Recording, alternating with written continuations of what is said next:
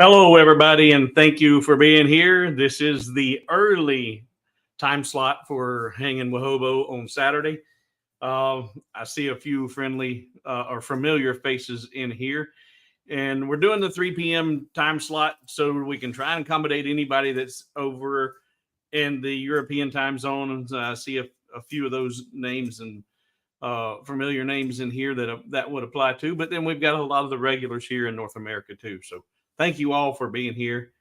Um, this week I'm going to. I did do a new project and posted it yesterday for Mother's Day. It's a 6-layer design uh, for Mother's Day, and you can stack these layers in any order that you would like to put on there. Uh, but it's just 6 different layers, butterflies and flowers and hearts and lots of silliness. But that's on hobowithwood.com. I'm not going to go over the design process in this one unless you guys really insist on it. It's just a simple 6-layer piece.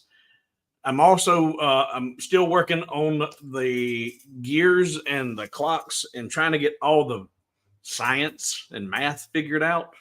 It's really more math than science, but getting all the math figured out. I demonstrated in a video this week the planetary gear system, where you can have 4 or 5 gears that rotate in themselves, and it's kind of like clockwork gears. I got the planetary stuff figured out. Still don't have, and I don't know there's a name for it, a proper name for figuring out I think it's the diameter where the teeth of the gears meet, and there's a name for that. It's not the diameter of the gear; it's the diameter where the teeth actually mesh.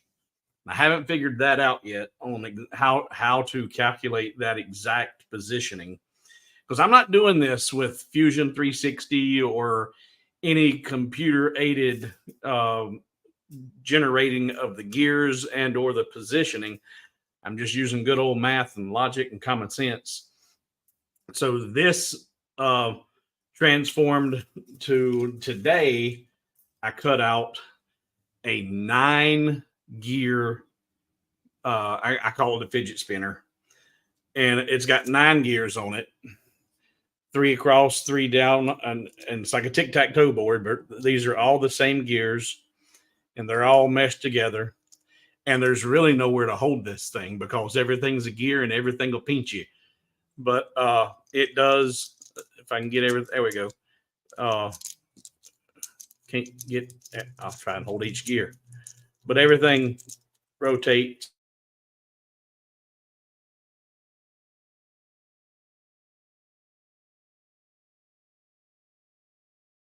What happened? Oh, we flashed for a second. Hopefully, we're still here. Yeah, it says we're still live.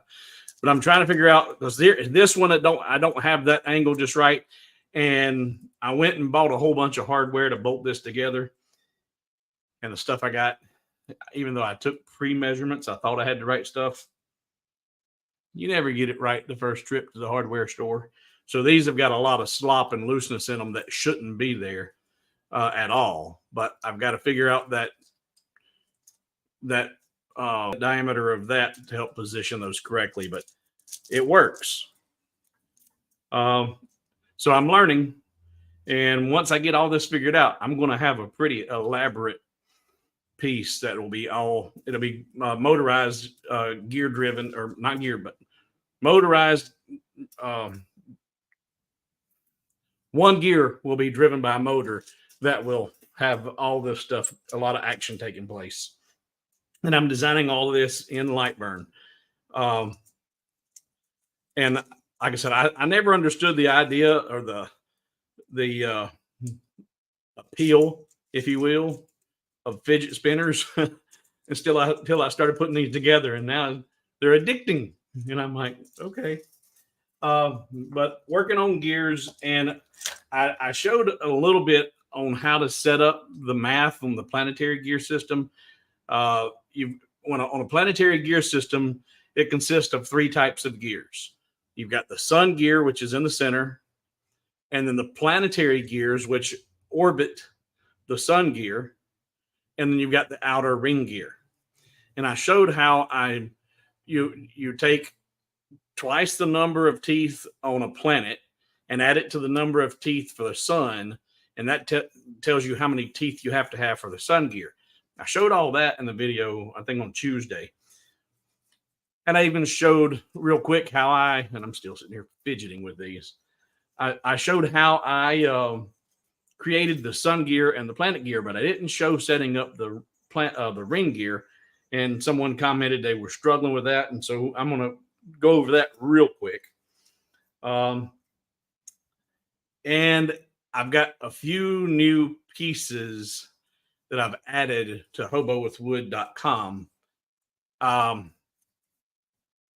In the last live stream, I gave away one of the nameplates, one of the walnut nameplates with the walnut with maple inlays.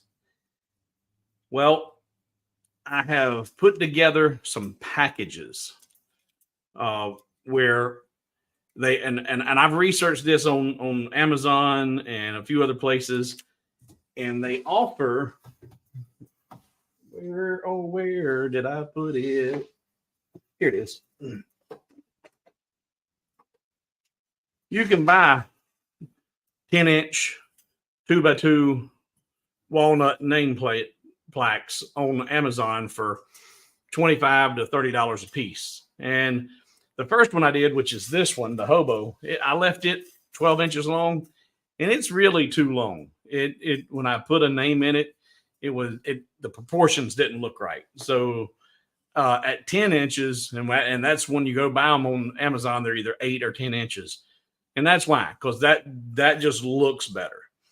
Well, I have processed a bunch of these, and in addition to these, I've got 1/4 inch hardwood.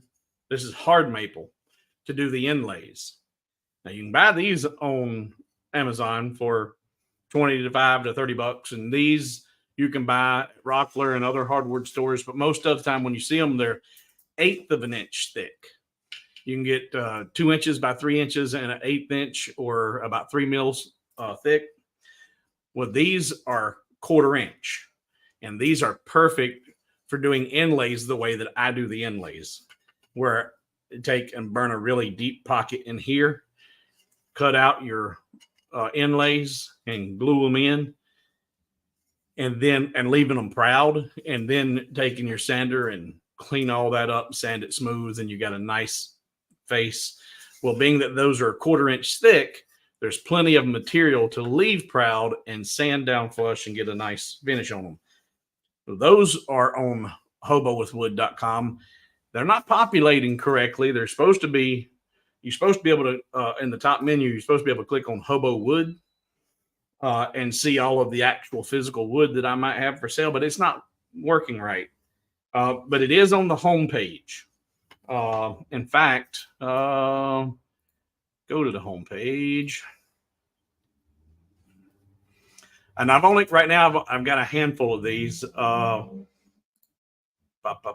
now, it says I got 5 of them in stock, and it's 5 of the desk nameplates with 2, and there's enough hardwood here, maple, that you can do several of the inlays if you want to test fit them, because this is only 10 inches long, and these are 10 inches long, or 9 inches long. I'm sorry, 9 inches long. And you don't have to have since you're doing inlays, if you're doing individual letters and they're not cursive like this, you can bunch them up real tight together and then take them and glue them in where you need to in your pockets. But you could get easily 2 attempts out of this one and 2 attempts out of this one. So the kit comes with 2 9-inch, 1/4 inch thick, and the nameplate. And I'm doing them for $45, and that includes the freight. I should say it's free freight. Free freight. Copy, paste. and I just dropped in the comments the link to the website for that. And if you go to Hobo Wood, which is where it's supposed to populate, I still have some of these 9-inch Italian olive wood cutting boards. Now, these are absolutely gorgeous. I've got, I think, around a dozen, or what's this? I think between 10 and a dozen of them left. And these are genuine olive wood 9-inch cutting boards. And everyone's unique, different types of grains and grain patterns. This one I rubbed down with a little bit of oil so you can see the grain pop on it. But these engrave real nice, and there's a few of those left on hobowithwood.com under Hobo Wood. And I want to get into doing more of that. I want to be able to develop projects like I did the desk nameplate, and then be able to, because not everybody has the ability to run up the street to West Penn Hardwoods and pick up the raw materials to do these things. So if I can buy them cheap enough that I can package together some stuff and sell them to you guys, that's helping everybody, I hope. Because this is $45 including freight, but this is something that you can easily, if you want to sell them, sell them for $75 and $80 a piece. If you do some creative or custom artwork, $90 a piece, easy. Let's see. Anybody got any questions or comments going on? Question here's if you paint a layered piece, would you use the triple thick before or after assembling it? When I do layered pieces, I put my finishes on each layer, then assemble it. Because what I found, me personally, when you've got an assembled piece like that, and especially with their multiple layers, when you're trying to spray it, if it's assembled, one layer is getting in the way of another layer, and you end up with dry and overspray or dry spots, and you don't get as smooth a finish. Me personally, I apply all my finish first and then assemble it. It just looks better, my opinion.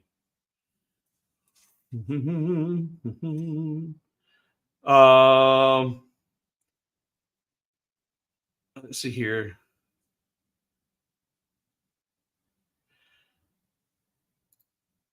Mike says, check with guitar makers and ask if they have fingerboard cast offs you can get. That can save you tons if they. Okay.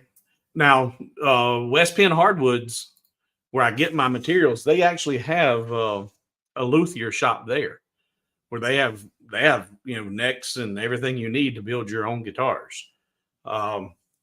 So.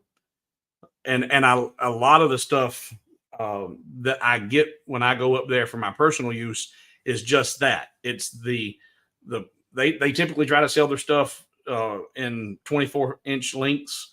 So those pieces that get down to 10 or 18 inches, they won't throw them away. They'll throw them over in the pile and let me go pick through them, or anybody else that goes up there. And you can find those. What do you refer to them? The cast offs, all their end pieces that can't be milled to the sizes they want, and you can get some deals that way. We got that. Oh, and we're going to today is, and I don't know what the official name is, but it's Star Wars Day, May 4th. May the 4th be with you. Any Star Wars fans out there? If you haven't seen on the hobowithwood.com, we do have the Star Wars in this house. We are strong as a Wookiee, brave as Luke Skywalker, fearless as Han Solo, wise as Yoda, noble as Padme, daring as Princess Leia. The Force is strong in this family. That design's on there. I think it's $1 or so. I'm going to give this away today. Now, some of you, this might be a little too personal for some of you.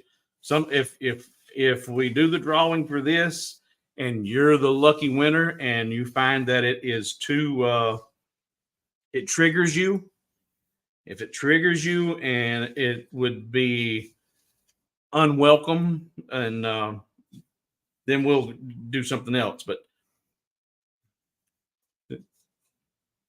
survivor of the wooden spoon, I am. As Yoda speak with, I think that's the Rebel Alliance. But show of hands, how many people?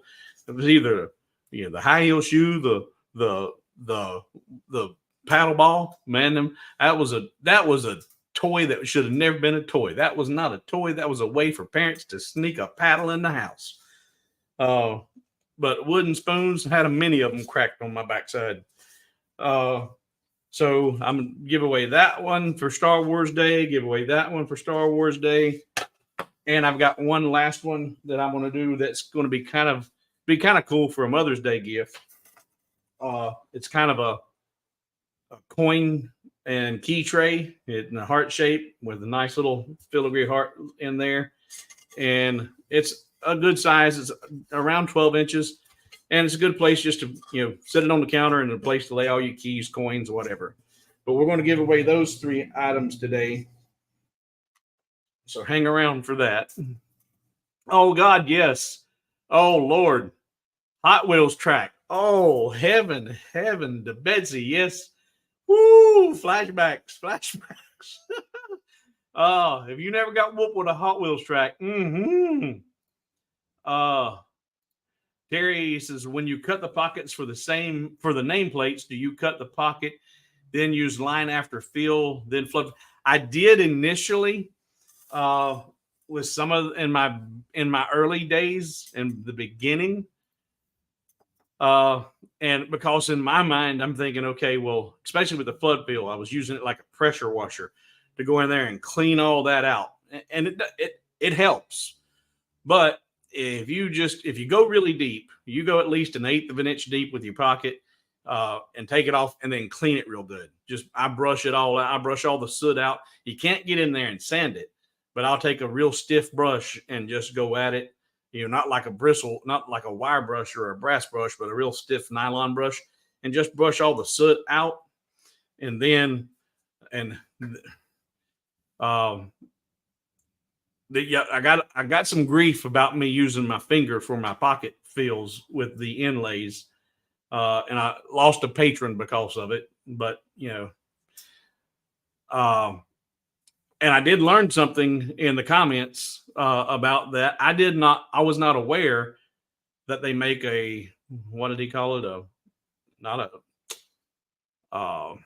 They make instead of a paintbrush. I was thinking, I've never used my paintbrushes because I didn't want to ruin the paintbrush for applying the glue. And I've got a few of those foam brushes. I hate throwing away a brush every time I'm gluing something up. So I just use my finger. And even Clack made a joke, somebody needs a paintbrush. And then we all joked and laughed about, I like to finger paint and like to play with but after all that back and forth went on in the live stream, one of my former patrons made several comments. One was about using the wax paper, which we discussed in detail. That I actually, when I had it, I actually used clear packing tape, which is on here. I used that for my glue ups, but I was out of packing tape because I chipped so much stuff. So people talked about using wax paper or doing this or doing that. And I said, well, since I'm just going in and off, on and off, on and off, it's no big deal. Well, they brought up the fact, well, you need to use wax paper. And I said, well, that was overly discussed in the live stream. Really not much needed of a comment here. But then the next one was the proper way to do glue ups is, as in the first words, the proper way to do something. To me, that's right out of the gate implying, well, you're doing it wrong, stupid. The proper way. So that was to me a passive aggressive comment. And then there was another one too. And and finally I just, you know what? Patron or not a patron, I don't care.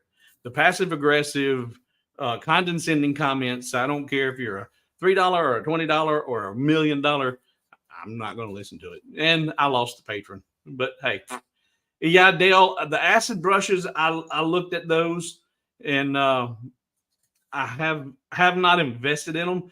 But there was one comment from Sergeant somebody that I was like, oh, now those would be cool. Well, I'm looking for his comment now because I can't think of what he classified it as. Sergeant Serginski, silicone brushes. Now that I can get behind because he says they have silicone brushes to apply glue instead of using your finger. Once the glue dries on the brush, just peel it off.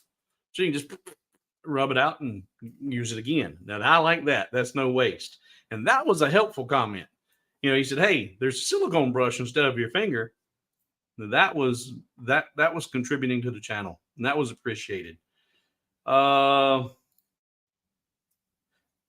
is bad is when your mom gives you a knife and makes you go cut. Oh, they didn't give me no knife. They just go break one off. And you better not come back with a little one either. Because if they had to go get one, then you're going to really get it. You better bring back a good one. Yes, sir. That was my mom, my grandma, my great-grandmom. They all, there was one bush in particular that was in Miss Lell's yard across the street that if you needed a hickory, you went across the street and got one out of Miss Lell's bush. Yeah. And it better not be a bad one either. It better not bring back something that was flimsy or going to break. All right. So let's put that out of the way. And I'm going to look there because someone, I've had two recent email requests asking about how to do something, and they were related to the videos we've just done. And I'm going to do the ring gear real quick on the planetary gears because it's not going to take but a second. And I did not demonstrate that initially. I don't get it. But yeah, I could sit here and watch TV and just play with my fidget spinner. All right. Lightburn.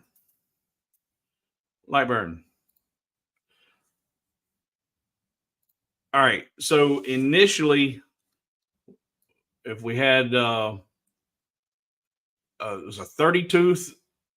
In fact, before I go there, I have to think this through. There was a 30 tooth sun gear, 10 tooth planet gear. So planet gear times 2 is 20 plus 30 for the sun.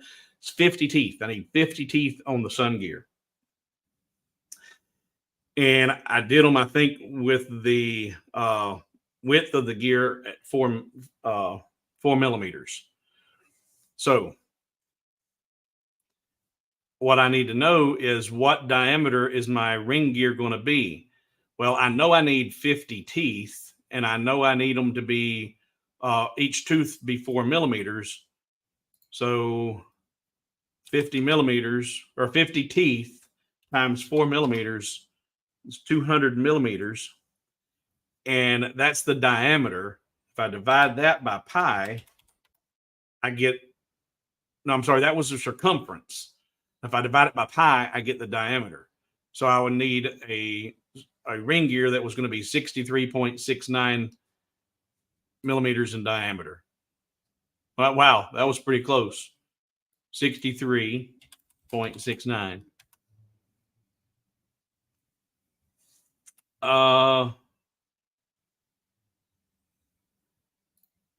And Laser Creation says it was 8 on the video. Okay, well, we'll do 8. Right now, this is just a demonstration, but we'll do stay with the same. Go back here. It was 50 teeth. And she says, or he says, it's 8 millimeters. So that's 400 in circumference divided by pi. So it's 127.39. 127.39. So there would be the diameter. That's the circumference. Looking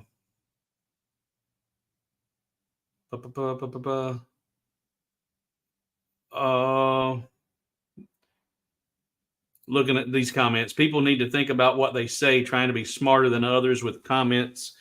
If you can't say something nice, don't say anything at all. Constructive help is agreeable help. Yeah. My problem is in my what is in my head does not always come out right on the keyboard. So now I type, wait 5 to 10 seconds before hitting send. Yeah, sometimes I'll wait 2 or 3 days. Maybe I missed this in the last, but it's like 1.6 is available to download on the Lightburn forum, and they've even got patches out for that. But I don't think they've officially released it. It's no longer in just beta. Anybody can go download it, but they're not pushing it out there. And there are some things in 1.6 that I helped initiate, and so as soon as I seen it was available, I jumped on it and got it. I just tried something in the width or height type and diameter divided by pi, and it works. Oh yeah. You can use in the up here in your width and height field, you can use those as calculators. So, and where I was opening a calculator here to do this, I was doing it to show you the math. But if we come up here to the width field and I blank that out, and I start with my 8 millimeter wide tooth times 50 teeth equals, there's 400 millimeters. Now divide it by pi, and that gives you that. So those areas can be used as a calculator.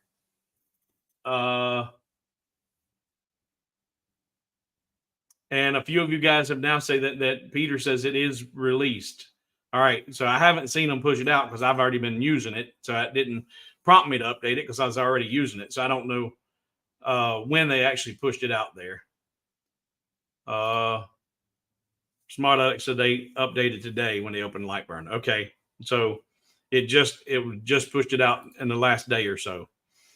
All right, so there's where we got our size of our ring gear. But the ring gear has got to have the teeth. Let's see if I got one. Yeah, here we go. No, that's not the right design. The ring gear is going to have the teeth on the inside in order for it to marry up to the planetary gears. And they were 8 millimeters, and I used the letter A. Let's see here. And you can use A or V, but what you want to do is make sure you use the same A and or V. You don't want to use an A for the external and a V for the internal, because they might have some slight variations in the angle. And if you change your angle, your pitch angle, then you may have, you will have a problem with the gears marrying up. So I had used an A, so I'm going to use A again, and it was not in a brush. And I honestly don't remember if it was the I think it was just plain old Arial. Might have been Arial black rather. Pretty sure that was it. But once you've got that selected, and I can't remember if it was the width or the height, and because I think I screwed up and did one way and one the other, but you want to make sure you stay the same throughout the entire process. So if I go 8 wide and I mirror that, so it's now, and I can put it at the top and the center, and that's going to have it outside the circle, so that's good. So now that I've got that, I can select that, hold my shift key, select the circle, go to my circular array and tell it I need 50 copies. And make sure you rotate your object copies, because if you don't, you get all your A's pointed down. So you want them to rotate as they go around the circle. Turn on your group results and turn on your select results. If you don't have 1.6 downloaded yet, you may not have those, because I think that was part of 1.6. That may have come out in the last version. I can't remember. That was one of the things I helped instigate. But turn on your group and select results. And when you say OK, you will have that group, that array selected. So since it's already selected, hold your shift key and select the circle and weld it. Or no, you don't want to weld it. And this may be where somebody started having a problem, because you have to think about welding and or subtracting. So we've got that whole circle, and if you hit weld, it all goes away. That's not what you want to do. You want to subtract those images from that circle. So actually, you need to select the circle first. That would make that A, and hold shift and now select your group. That's B. So that'd be A subtract B. And we don't want to get rid of that circle. So no, we don't even want to do subtract. We're going to do one of the unions. Undo, control, undo. Tools, and go to your Boolean assistant and go over here. Nope, not that union, not that union, not that one. Actually, no, and this might be why people were having such a problem. Because I was getting all kinds of problems. People couldn't get it to work. Well, simple. Just I don't know why that.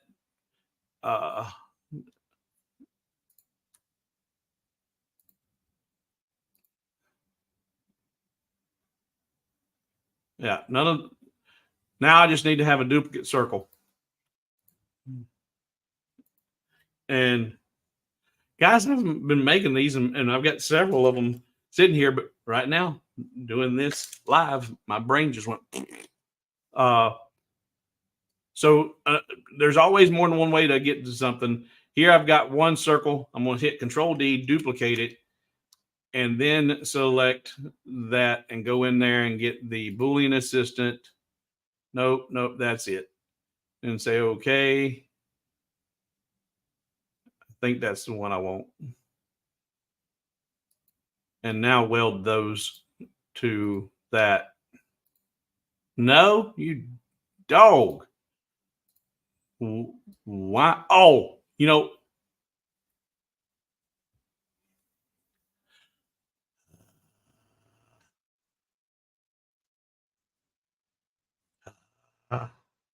see if anybody put in the comments already what I've done wrong.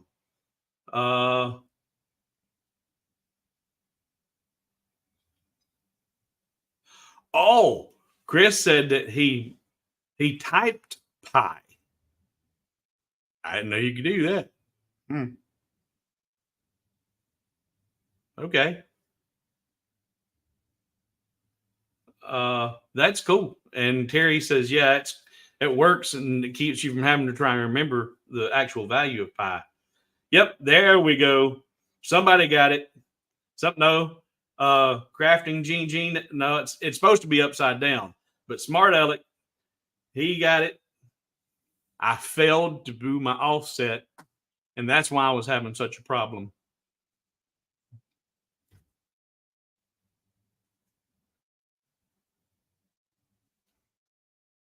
So if I go back here, take Smart Alex off here. Hey, in fact, just a quick question here for Smart Alec. You wouldn't happen to be the same Smart Alec from the Shriners, would you?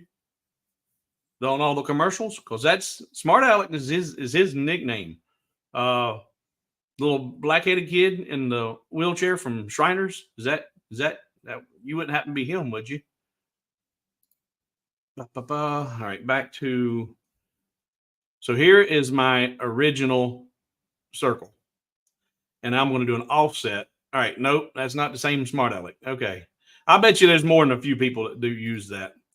So whatever size I want that offset to be, create my offset and say, okay, do not delete the original. Okay. Now select the offset and select that and group those together. And with those grouped together and selecting all those A's, I should be able to weld them together. There you go. And now with those welded together, you've got all those funky A pieces in here. Well, we don't necessarily need all those, but that's simple. All you got to do is ungroup it and select. There's an easier way to do this too. And I'm instead of going in and grabbing each of these, you know what? Yeah, that's it. You grab this outline and grab that outline and then just move them out of the way and take all those and delete them and move those back into place. And that would give you your A's. So yeah, what I was screwing up because I slept once, I forgot to put the offset out there. Once you put the offset out there and the offset, group those two together, and then you can weld those letters in there. That's how you get the ring gear. Now, something else that I didn't talk about on the teeth of the gear, and this one is rough because it's got some pieces where I didn't have it quite positioned just right. But another thing you want to do if you use a font that has corners on and if you look, you can find a font that's already got everything rounded over. I forget. I think there's an arrow that way. But what you can always do, if you take your ruler and look and get the length of that segment right there, it tells you that's 2.48 millimeters. So, okay. Well, now they're grouped. We ungroup that so we can select just this outer line.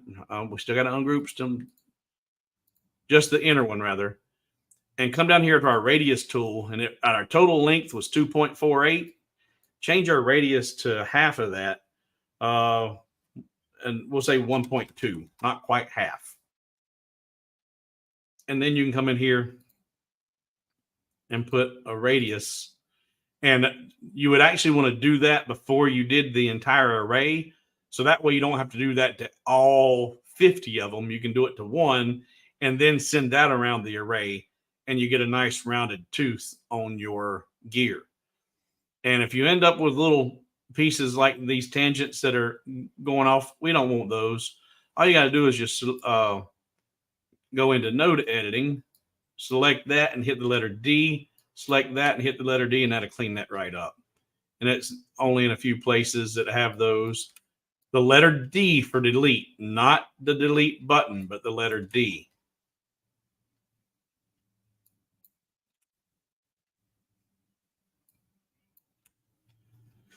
And so on and so forth and so on and so forth. And if you've done, if you use the same letter, you use the same font and the same size and the same spacing, then everything should line up. The only thing that I'm still trying to, and I haven't, I'm on the fence because I know that probably Fusion 360 and some of the other really smart CAD or CAM systems that create in 3D when it comes to putting your gears together and you actually see them working and you can animate them. It'd probably make designing stuff like this a little easier or a whole lot easier. But I don't like to struggle, but I like to understand the math behind things. And if you know the math behind it, you can make it all work.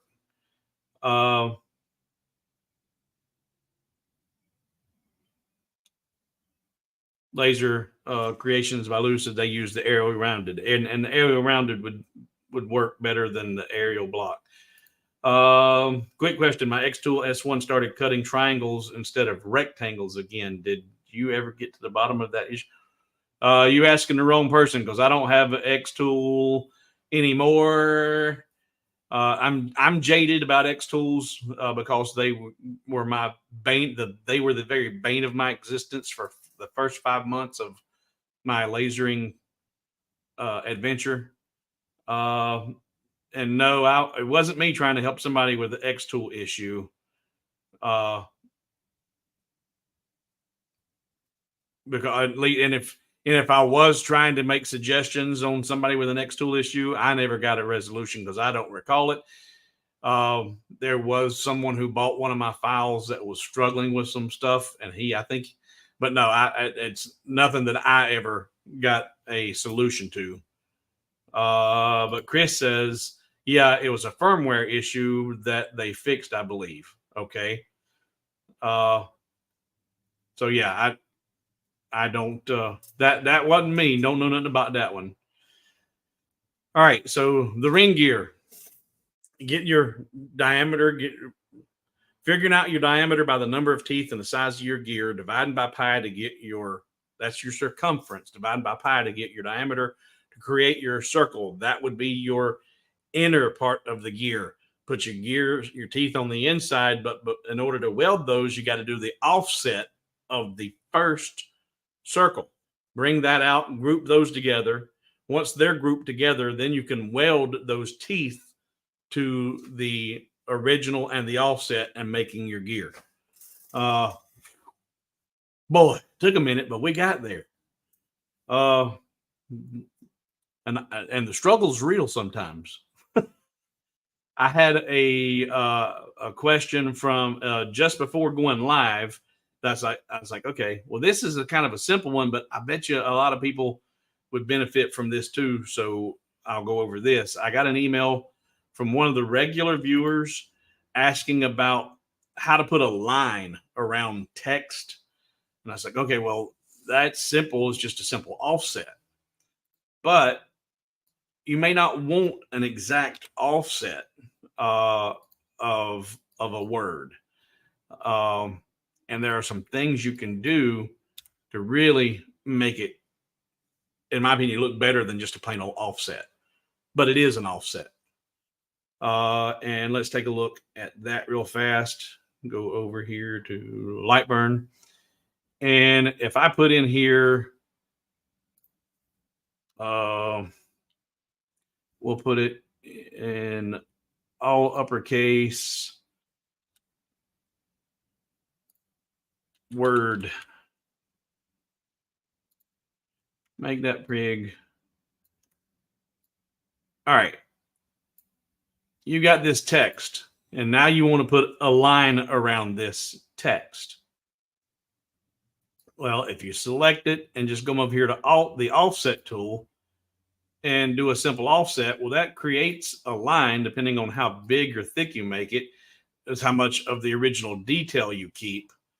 And if you change your corner styles here, it's the text has got a corner on it, but the offset's rounded because I got a round corner style. You can do beveled, or you can do a corner like your original text was. But let's go back to round. But here it dips in. The larger you make your offset, the less it will dip in, but the more space you get around your letters. But let's say you don't want all that space. You want to keep a tight line. You want to have it about like that. But you don't really care for all that dipping and all of this. And here they're not connected. Well, cancel all that. Come back up here to your original word and go up here to H space, horizontal space. Reduce your horizontal space. Bring those letters closer together. And then go back in there and look at your same offset. And we're going to go back down to 4 millimeters. And that's giving me a good distance that I like around it. But it's still got a lot going on. I don't want all those dips. And I've got this inner piece in here. So, okay, well, you can say outer shapes only. And that's actually going to add other stuff. Outer shapes only is what I've got selected. So, okay. But because this piece is in here, it's now a group. So ungroup it. And once you ungroup it, you can select that and delete it. But I don't like all of this going on. And you get some funky things. Like here's this little cut up where it was going to go up in between the letters, but that's as far as it got with the offset tool. Well, with that selected and it ungrouped, go to your node editing tool and just select all those nodes and hit the letter D for delete. And that cleans that up, makes it a nice straight line. But for me, if I'm doing some of my graphics, I don't want all of this. It looks too busy. I'll just come right over here and select every one of these nodes until I get to that next straight line and hit the letter D, clean that up and come down here, do the same thing. And now I got a nice line around the perimeter of the word using the offset tool and some simple node editing and clean that up real nice. In fact, if you're going to want to you wanted to be able to cut out around the perimeter of the word, then that's how you would do it, and create whatever size offset you want, and then clean up all those, put that on your cut layer, then you get a nice perimeter cut around your word.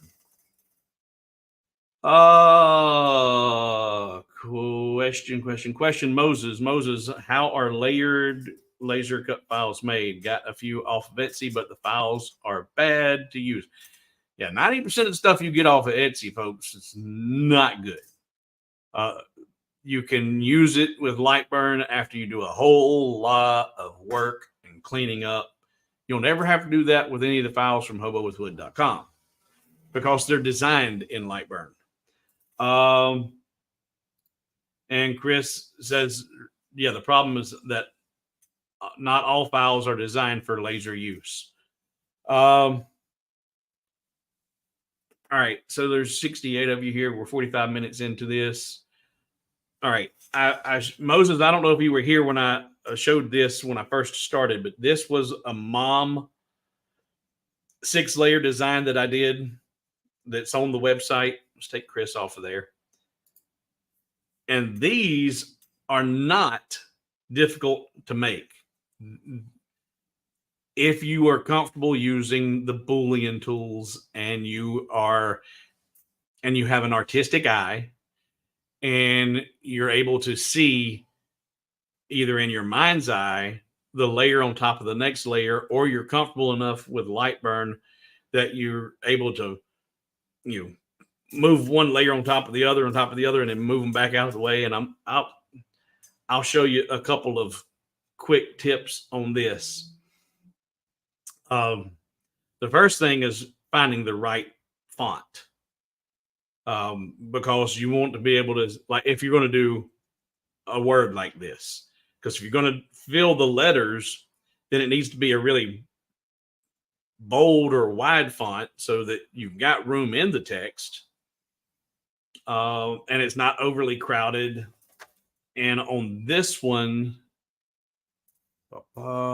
in fact, I will open it up. Say new, no, file, open, recent projects, layer mom. All right.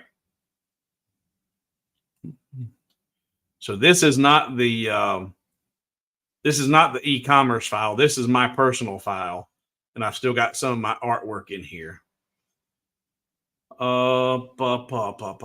So here's all 6 layers. 1, 2, 3, 4, 5, 6.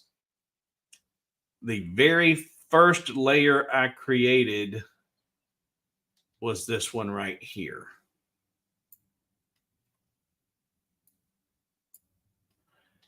And every other layer is added to this one. So this layer was created. Then I took and modified and added a little bit of artwork and created this layer by adding the SVGs to, or actually I should say subtracting the SVGs from this one. So if memory serves correct, and I might not have to use memory, I might be able to just start typing it up here. All caps. What's turned off here? Nothing's turned off here. Why? What have I got? What have I got? Should be. Why didn't I see my text? Text. There we go. And I think that's the one I used. Yeah, Gill Sans Ultra Bold. So that's a big fat font. And that was the font that I started with. That was the beginning of this. I'm going to make it a little bit bigger. And I'm going to bring it a little bit closer. Well, actually, I already do. I've got a -5 on my horizontal spacing still. And I want to bring it together a little bit more. Bring it to about there. And now do an offset of that. And I want to make sure that my offset is going to weld all of that around that perimeter together. And it does. And so and it's a 4mm offset. I'm going to take that up to 5. Say okay. Now I'm actually going to ungroup. Let's see, that's a text. I'm going to convert it to a path and grab all of this O that's in here and delete it. Then in my art library, I've got a heart that I drew a long time ago. Save my heart. Put that on the same path and bring it up here. Shrink her down a little bit. And we'll put it in the center. Make sure she's centered up. There she is. All right. So there was the first heart of the mom. But then what I did was come in here in the middle of my heart, get my crosshairs there. I'm going to just draw any old circle for right now and put it on a tool path. Take that heart. Come on. Take that heart. Control D, duplicate it. Once that's duplicated, shrink her down.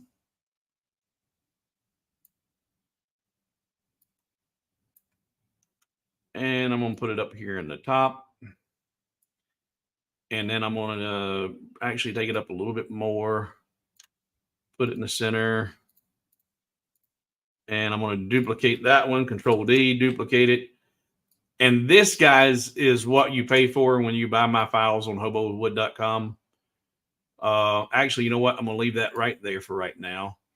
And I'm now with that smaller one centered up there. I'm going to come down here and grab my circle and do a circular array. And I'm looking at only these 3 up here. And those are overlapping. So I've got too many. So I'm going to back it down until I get the spacing that I want. And that looks pretty good. So now I can say okay. And I'm going to group the results. Say okay. And now I will hit ungroup, but they will all stay selected. And now hold my control button and deselect that one and that one. And now I'm going to hit the delete button. And those are all gone. But those now are in a nice circular pattern around that circle. I'm going to group those. With those grouped, come down here and grab my circle with my shift key again. Go back to my circular array and only do 3 copies. And say okay.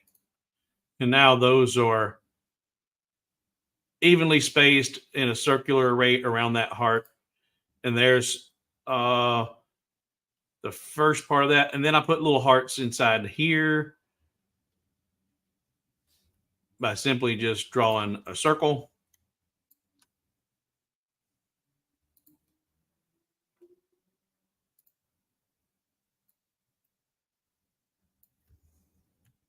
And you guys realize that I'm teaching you how to make these own files yourself, so you don't have to go over to hobowithwood.com and buy them. But your support at Hobo with Wood is greatly appreciated. And when you see the amount of work that goes into these, and if you don't have a real good artistic eye, you may say, okay, well, now I know how to do it, but yeah, I ain't going to take on that. I ain't doing that. So put this circle, we'll put it about there. And I'm going to grab these. I need to ungroup them so I can grab just one of those small hearts, ungroup it again. And actually, I'm going to grab this one because it's oriented correctly. So Control D, duplicate it, and I'm going to put it in the center of this one. Actually, it's not oriented quite right. I'm going to rotate it a little bit to where it just looks good to about there. And now I'll select all of that, Control D, duplicate it, move it over here, and flip it.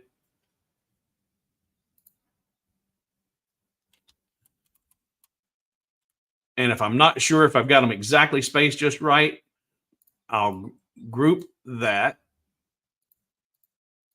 group that, hold my shift key, grab that, and group both of them. And now hold my shift button and select the main image and tell it to go to center. And now they're perfectly centered with around that heart. And now with them grouped, I can select the heart and hold my shift key and select. Actually, you know what? I need to ungroup them. I don't need the heart selected. Ungroup all that. So now grab that circle and that circle, group those together, then select my heart, hold my shift key, select those circles and hit subtract. And now there is the first piece that I had for mom. Now I'm not going to go over every one of those designs, but what you look for, and I use, and I've told you guys about this website a couple of times, svgheart.com. And I'm going to show you that because the way I used this artwork was also not just a simple cut and paste. Let me go over here, go find svgheart.com, svgheart.com. Loading. Log in.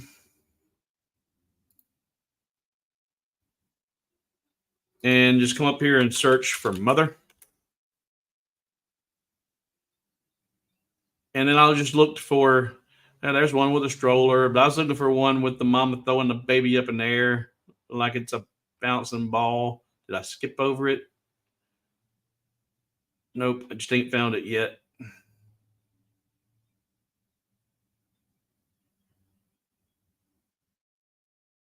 That one's kind of cool. I didn't see that one last time, but if you're a mom and and that looks like the daughter. In fact, I might even just grab that one, but I wanted to show you the throw in the air, the kid in the air. There it is. All right. Now I can download it. It's free because I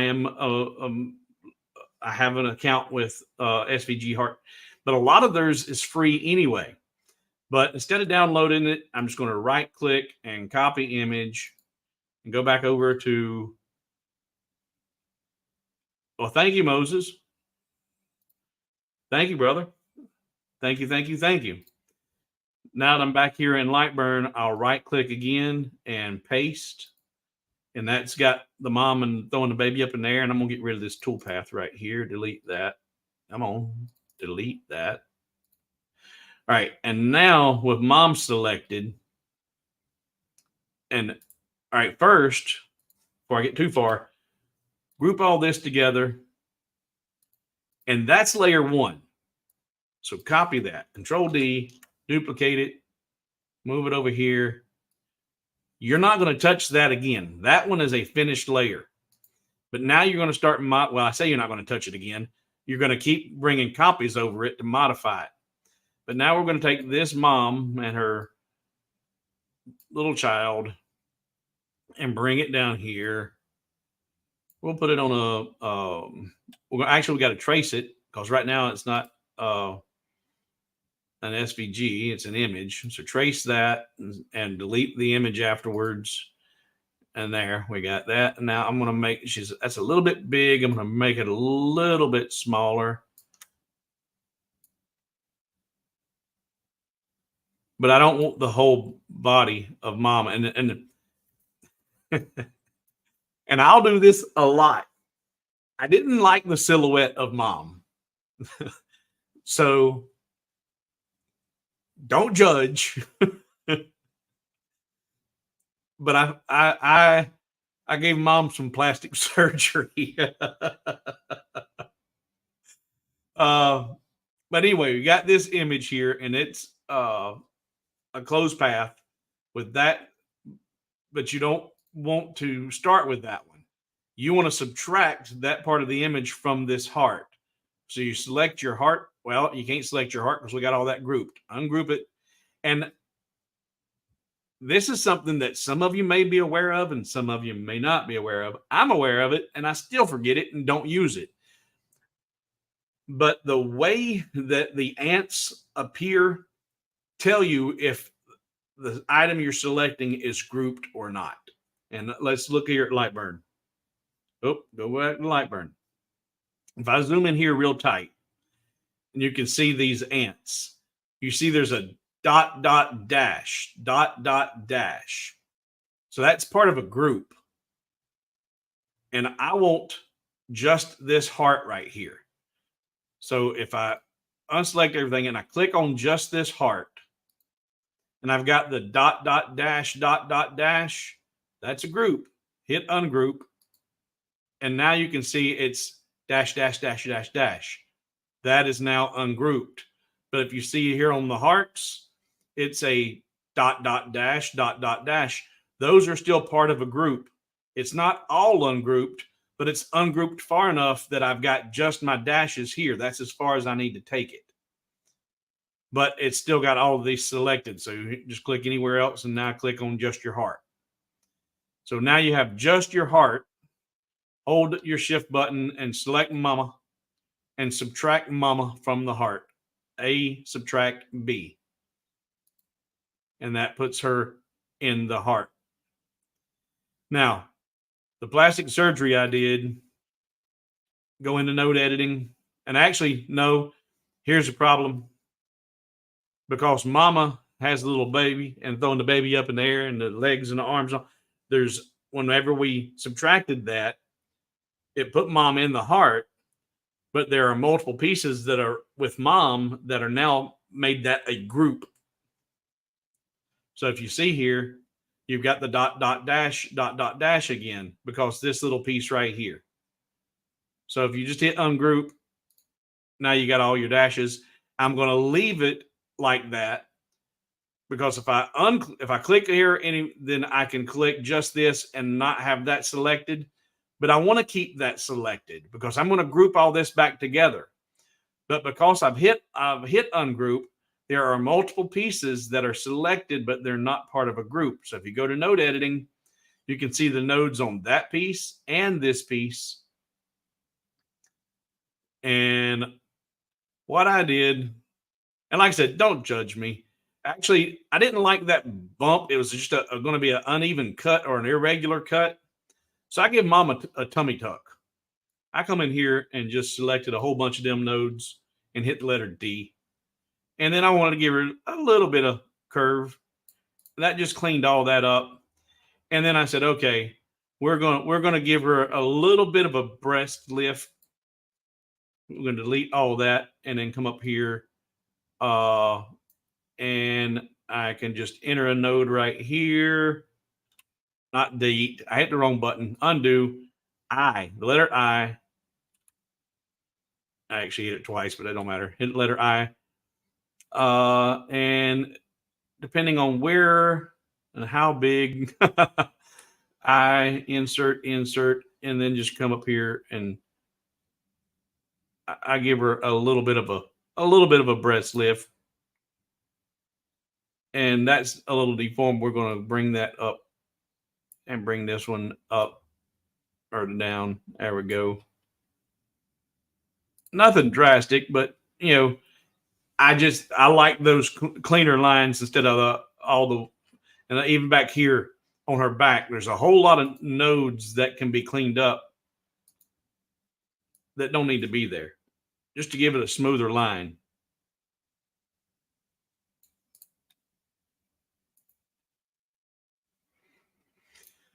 But make sure you group all that back together so that doesn't get moved accidentally. If you ungroup that and left it ungrouped, you could move the heart, causing that to be misaligned because it's not with the heart. But then mom's in there. And then I also added some flowers and stuff in each of them. And when you're doing layers, you think of each individual layer as you're starting to position your artwork. So if you put one in this corner, now you know you're not going to put anything else in any other layer in that corner unless it's of such a larger size that it's going to be prominent behind it and you'll see the smaller piece So you have to think about your positioning when you're putting the artwork together.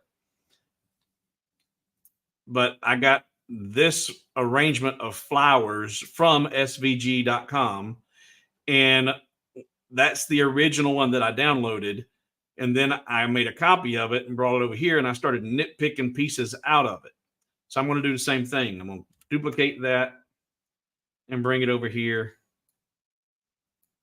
And this was not where we were going to go today, but hey, Moses asked, and Moses even gave me a super sticker. So we're going to give Moses and I'm only going to do this layer here, and then we'll move on.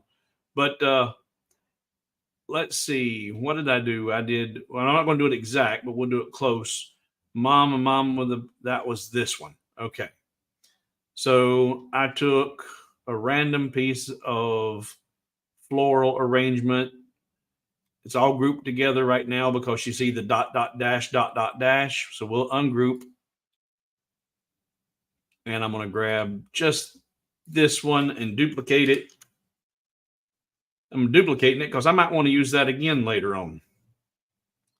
And I'm going to mirror that one. So it's not flip it, mirror it. There we go. Now, when you on your Boolean tools, your Boolean assistant is your best friend if you don't have your mind completely wrapped around the Boolean tools. The Boolean assistant can be your best friend to help you get your mind wrapped around how this works. But the subtraction tool is really, the subtraction and union tool are really the two main ones that you're going to use. And you have to think about it. If you do a union, well, I'll show you. The question is, do you want to do a union or a subtraction? And it's going to depend on how you've got stuff grouped or ungrouped. But right now, if I select this part of the M, it's not grouped with the rest of it. But if I group this and I select that part of the M, that's all part of the group. Now, if that's selected and I hold shift and select that piece of floral piece, and I go up here to my tools and the Boolean assistant, and you look at your union, that'll work. Intersection don't work, and that subtraction don't work, and that subtraction don't work. So if you've got a group, if you're two offsets, and in the real world, it's that outer piece. You're looking at that outline. You're going to use the union tool to add that to those offsets. But that's not the only way to do it. And I don't use the union tool that often in that way. The way I do it is I subtract. So if I hit cancel and I come down here and I ungroup, so now I can grab just this inner part of the M. That's one solid piece. But that's one solid piece that is going to cut out and fall away, leaving this as the outline. So if that is going to cut out and fall away and leave a hole, well, I want this to stay. So I subtract, I've got that selected. So I hold my shift key. That's A, hold my shift key and select the piece I want to keep and subtract. And that gives you the same result. And depending on if you're right brain or left brain and how you see things and envision it, when you look at that, if you group it, do you see just the 5 millimeter outline that's going to cut out? Then if that's what you see, then use your union to weld that into the offset. But if you see that as a whole, which I do, that a whole, H-O-L-E, that inner piece is a hole that's going to fall out. Well, I want to keep that part of the floral, so I subtract that from the whole and it stays. But the union versus subtract yields the same result. What time will the live stream be on the 15th of June? 3 o'clock. I will be at work, but you gave me an idea about using my mobile phone. I will also ask my boss if I can move my lunch break. Yeah, 3 p.m. Eastern time is when it's going to start. I'm still talking with Leo. Leo might pop in to do the giveaway. I don't know. And I don't have a specific time that the giveaway will be, but the live stream will start at 3 p.m. Eastern time. All right. So I put that little floral piece in that corner of the M, and then let's give it something different. I'm going to grab this piece, but now,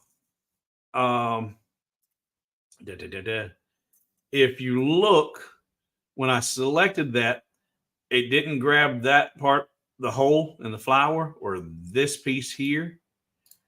So if I want this part of the flower, then I need to draw from left to right, encompassing anything that I want to grab. And that's going to grab that hole and those inner pieces. Now I can hold my shift key and select that outer piece. And so now I've got all of those floral pieces and a whole bunch more that I don't want, but that's the minimum I'm going to get. I'm going to do the same thing I did with mom. I'm going to duplicate that, Control D, and then drag that over here. And I'm going to mirror that one too. And I'll put that in place where I want it. And I want to be probably a little bigger.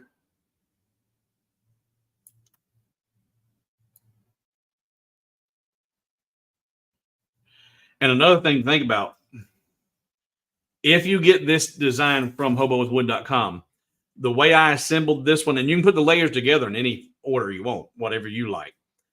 I happen to put the layer with the string of hearts on the very back.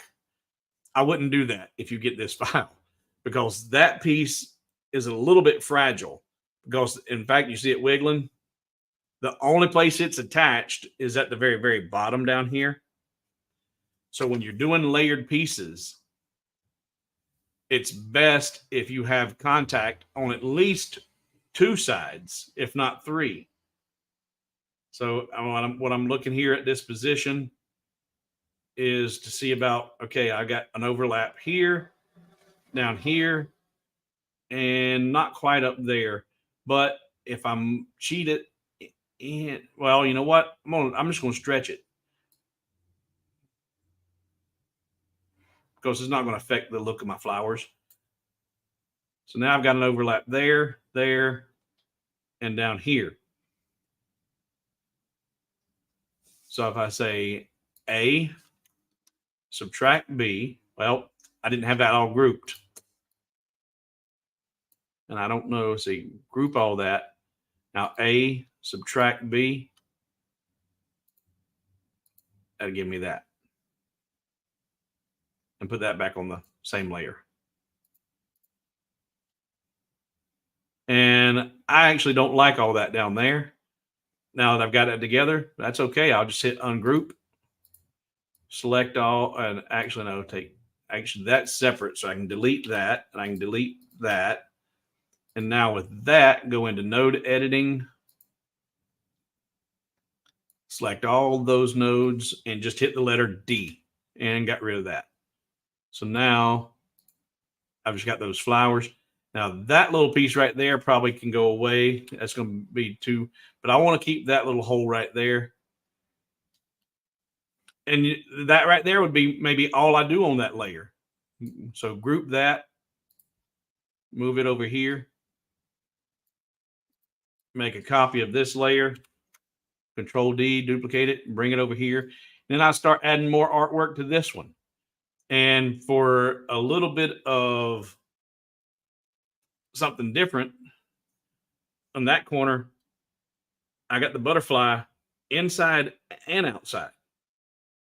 And I'll show you that, and then we're going to call it on the designing process of this, because it's just repetitive. It's a matter of finding the art you want, put it in place, and either subtract it from the whole or union weld it to the offset.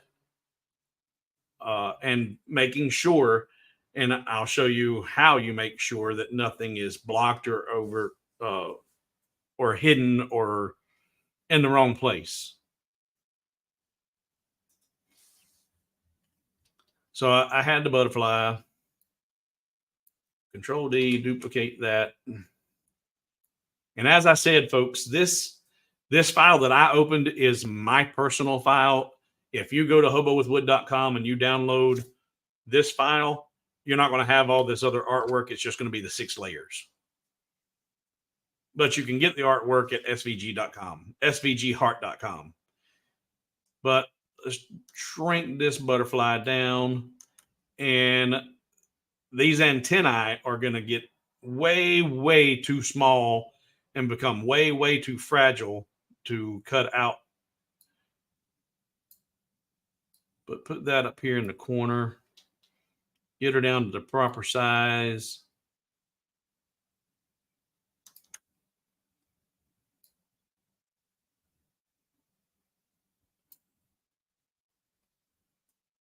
And that little bit of the antenna is all this up here that's in the offset is going to go away anyway. But that is going to be way too fragile. And that little piece right there is going to be too fragile. And I'm going to put it about like that. So again, you got the dot, dot, dash, dot, dot, dash. That's grouped. And you also, this is grayed out. So it's already grouped. So you hit ungroup. Go into node editing. And I'm going to get rid of all those by hitting the letter D. Select them with the letter D. That can stay because that's going to go up and attach to that. That's fine. And I'll come over here, select all those, and hit the letter D. All these that are up here in this offset are irrelevant because they're going to weld into that. Now, since I hit ungroup, but I didn't deselect any part of it, all of that is still selected. So all I got to do is just hit group again. Now that it's right, the whole thing's grouped back together. Now, if I do my subtraction, like I was doing earlier, ungroup it to where I can get just that the inner piece. If I do my A subtract B, then I get my inner piece, but now I don't have this, the top. Group those back together. Now with that grouped there, and select my, and go up here to your Boolean assistant, you can look and see there's your union. That gives you the result you want, or just you select, you've grouped those together. You have now selected your offset. This is the piece of the M, the outline of the M. That's one piece. Hold your shift button and select your butterfly and weld them together. And there you have that piece with the butterfly's wing sticking out and the butterfly wing sticking in. Now, put all of that on the same path again and group it all together. And the way that you can make sure that the artwork is not going to overlap and be in the way of any other layer is when I'm doing it, I will put all of this, each individual layer on its own layer down here, and put it in, initially I'll put it in line mode. Select this one and put it on another one and put it in line mode. And we'll put this one on that and in line mode. Bring this over here. Now, because I welded this butterfly both in and out, I can't bullseye this on this because they won't line up because they're not the same width anymore.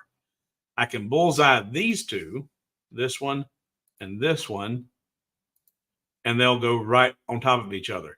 But because this one is wider because of the butterfly wing, I'll grab a point and bring that point down here and snap it with the other points. right there. Now they're all perfectly overlapping each other. But to see if everything is going to look good, now I'll come back and put it in fill mode.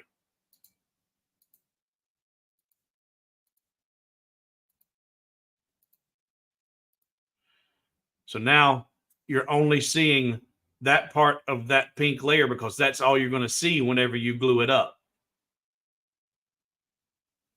And the purple, where's the purple? Purple is the main layer. That's the one that was the layer one. And now you got the pink layer, and the butterfly was the only thing I put on the other one. And so now you can see, well, I can put some more on that green layer over here or down here, but that will allow you to see each layer. And the way that you move those around is you stack them.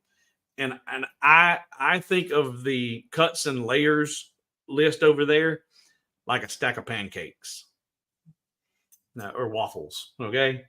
But it's inverted.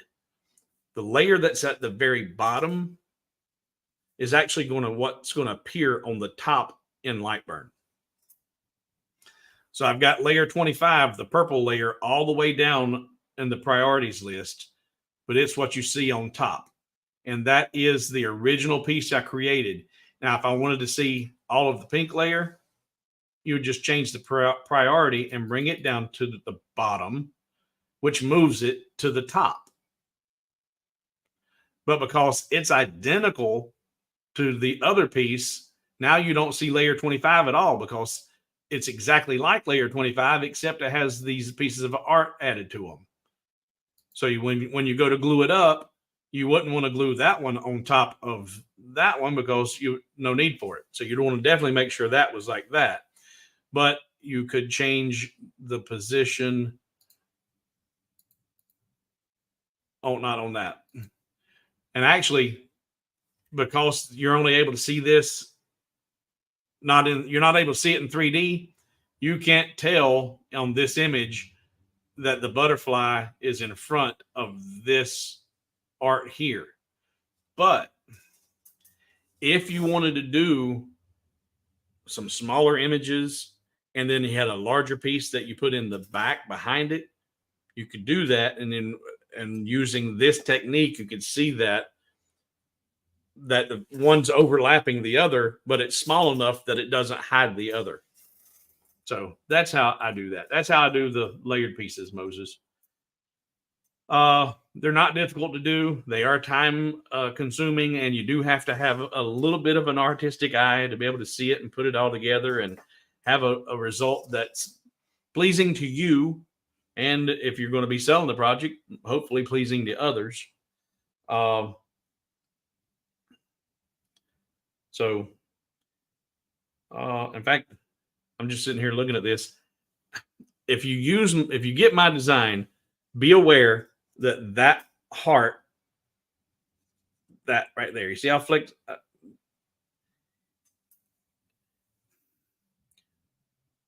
I would put it in the middle. I wouldn't put it on the back or in the front, but I'd put it in the middle, and it should be okay. But now you see also how, if you wanted to, you could actually edit that. Because now you have the knowledge, you have the power. You have the power to fix that. In fact, I want to show you how easy that would be. If you get this file and you're like, you know what? I like that, but I want it to be a little bit more secure. Watch this. Come over here. This is the piece. It's just a stem with a bunch of hearts on it. Select that. It's all grouped. Ungroup it. Ungroup it. Okay, now that's ungrouped. And I want to select just that piece. Go to Node Editing. And with that selected, grab every bit of that. Grab them all. And now I'm just going to start arrowing it over. Oh, I didn't get them all because there's a strange piece down there. Go back. What did I miss? Oh, that's because that's not part of it. That's a separate piece. Okay. But still, though, I thought I selected all of that. Try it again. Select all of those nodes.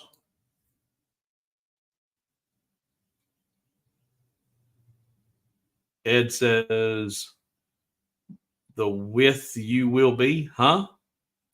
No, not up. And just air that over.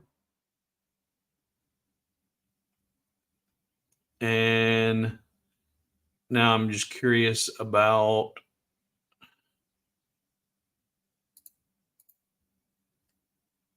actually, there's several ways you can do this. There's always more than one way. And and what flew all over me about the one comment and the proper way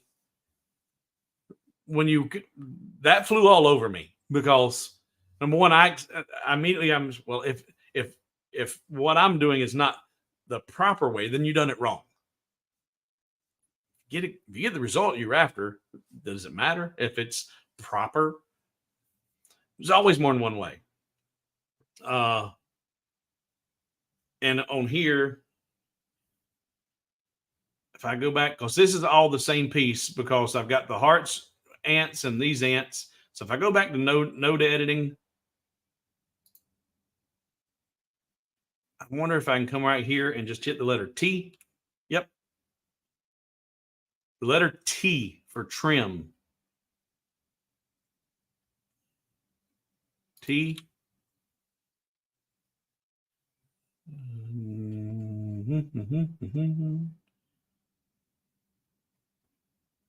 And actually, I'm going to hit it up here too. T. There we go. I'm hitting the letter T. I'm going to trim that straight line and then trim that curve. Trim and trim. So now those are all welded at the bottom. That's welded. That's welded. Here, they don't quite overlap. I could make those overlap by simply taking this little tangent right here and move that out just a little bit, not far, not noticeable. But now come back in here and hit the letter T and the letter T, and that welded that there. And so now that is welded in place. And it don't get much simpler than that. All right. I also oil paint all the time. I have a good eye. Well, that's excellent. Great, great. Yep. So with an artistic eye and with resources like svgheart.com, whatever their membership costs, they have a lot of stuff that's free that you don't have to sign up for. But they've got a ton of stuff that is more premium SVGs that you get access to, and it's really inexpensive. And I don't have a dog in that fight. That just svgheart.com is just one of my favorite places to go grab stuff. But with a resource like svgheart.com and a good eye and knowing how to use Boolean tools, man, you can make these things all day long. And what I thought would be neat is this one just says mom, very generic. But if you wanted to do the name, do Grace, or Chris or Beverly or whatever you could do, and then create all the art inside of it, and that'd be neat. Chris says, I would make them follow the stem of a flower to secure them. Yep. Like there's not just one way. If it looks dumb but works, it's not dumb. Okay. And Craig says, I've never used T. When T works, when T works, it's awesome tool for trimming. But sometimes you'll see something you want to hit that T and trim, and it's like, okay, it doesn't work. It's supposed to trim to the next intersection, but sometimes when you think it should work, it just won't work. All right, so we got a lot of fours. Like y'all learned some stuff today. A lot of fours, 3, 4s, 4s. Not what I intended to do, but we're 90 minutes in. Just recapping. This is available on hobowithwood.com. If you want, I just showed you how easy it was to move that little heart piece over there. In fact, maybe I need to do that. I like it out there where it's at. But if you've got a house full of youngins and you know this thing's going to be tossed around and thrown around and you want to make it some more secure, move that over and TTT, trim it, weld it over. It's easy to do. Hobowithwood.com for that one. There are the kits available for doing the desk nameplates. It's solid maple, 10 inches long, 2.5, and they're approximate measurements, 2.5 by 2.5 and 10 inches long. And it comes with the 1/4 inch hard maple, 9 inches by 2 by 3, give or take, to do your inlays, 2 pieces, 9 inches long, along with the nameplate.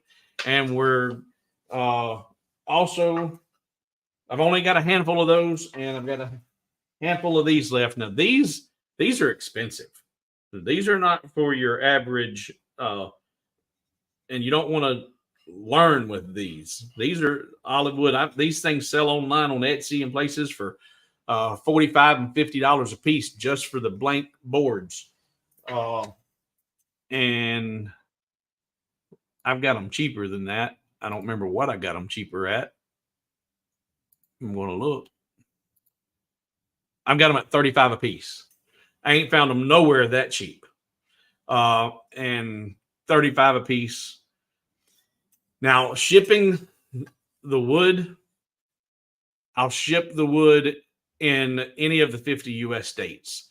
The reason I'm hesitant about offering these internationally is because of what I was told at West Penn Hardwoods. You run into some issues with you bringing some foreign species of wood into some countries. They're like, can't do that. They won't let it pass customs or that kind of stuff. So keeping those limited to shipping only in the 50 U.S. states. And now we're going to give away the Force. We're going to give away Survivor of the Wooden Spoon I Am.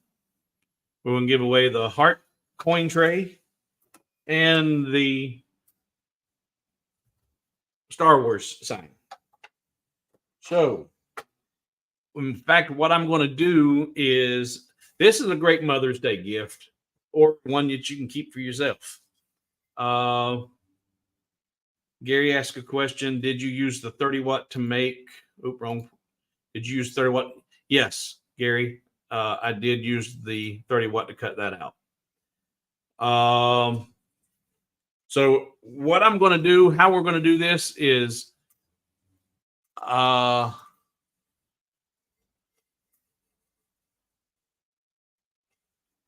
of two ways. I'm trying to decide which way to do it.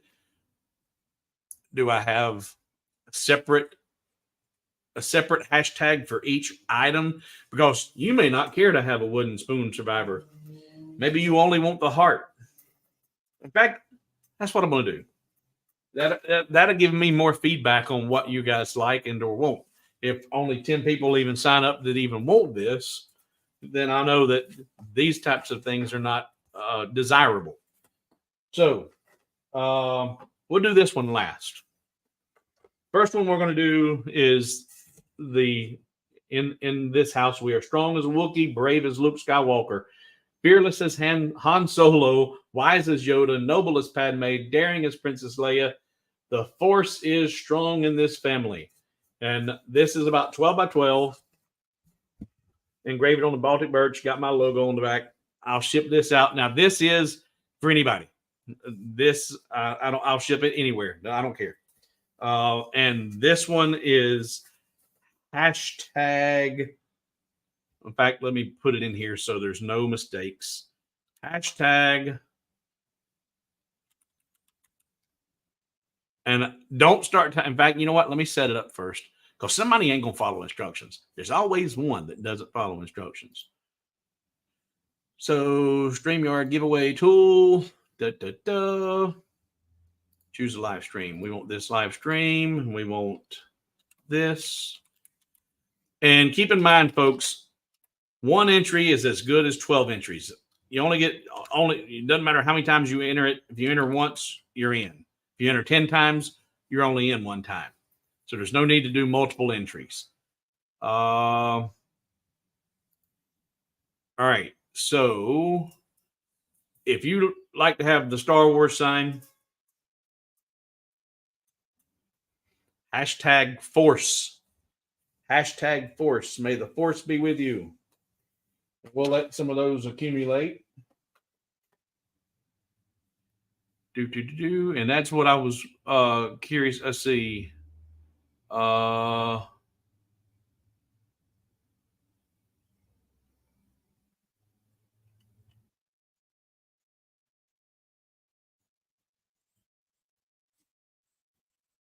Looking at questions or comments.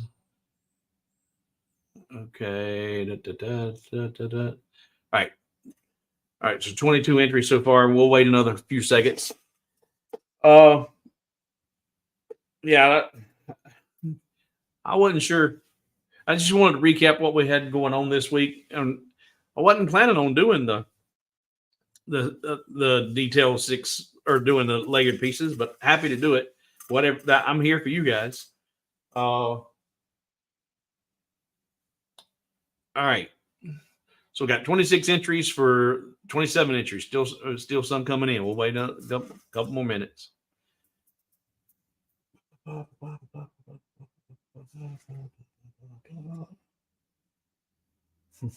I tell you, being sick in April, that like killed me. It put a hurting on me. I'm still paying a price physically for that. When I go out, I've cut the grass twice since then, and only twice. And I can't go out and I've got a small yard. It's less than a 10th of an acre. It's a little bitty thing, and I can only cut half and stop and cut half and stop. It physically hurt me, but it financially hurt me too. I did not create any files. I didn't put any stuff out there to speak of in the month of April, and since there was nothing new, there was no sales, nobody. Boy, it put a hurting. All right, so we got 31 entries. And let's go over here to this screen. And we're going to run the drawing now. Oh, 33. Somebody just snuck in. We're going to hit the draw button for the Star Wars sign. And no more entries. Here we go.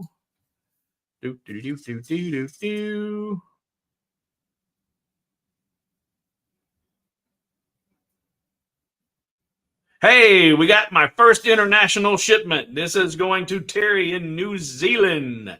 Congratulations, Terry.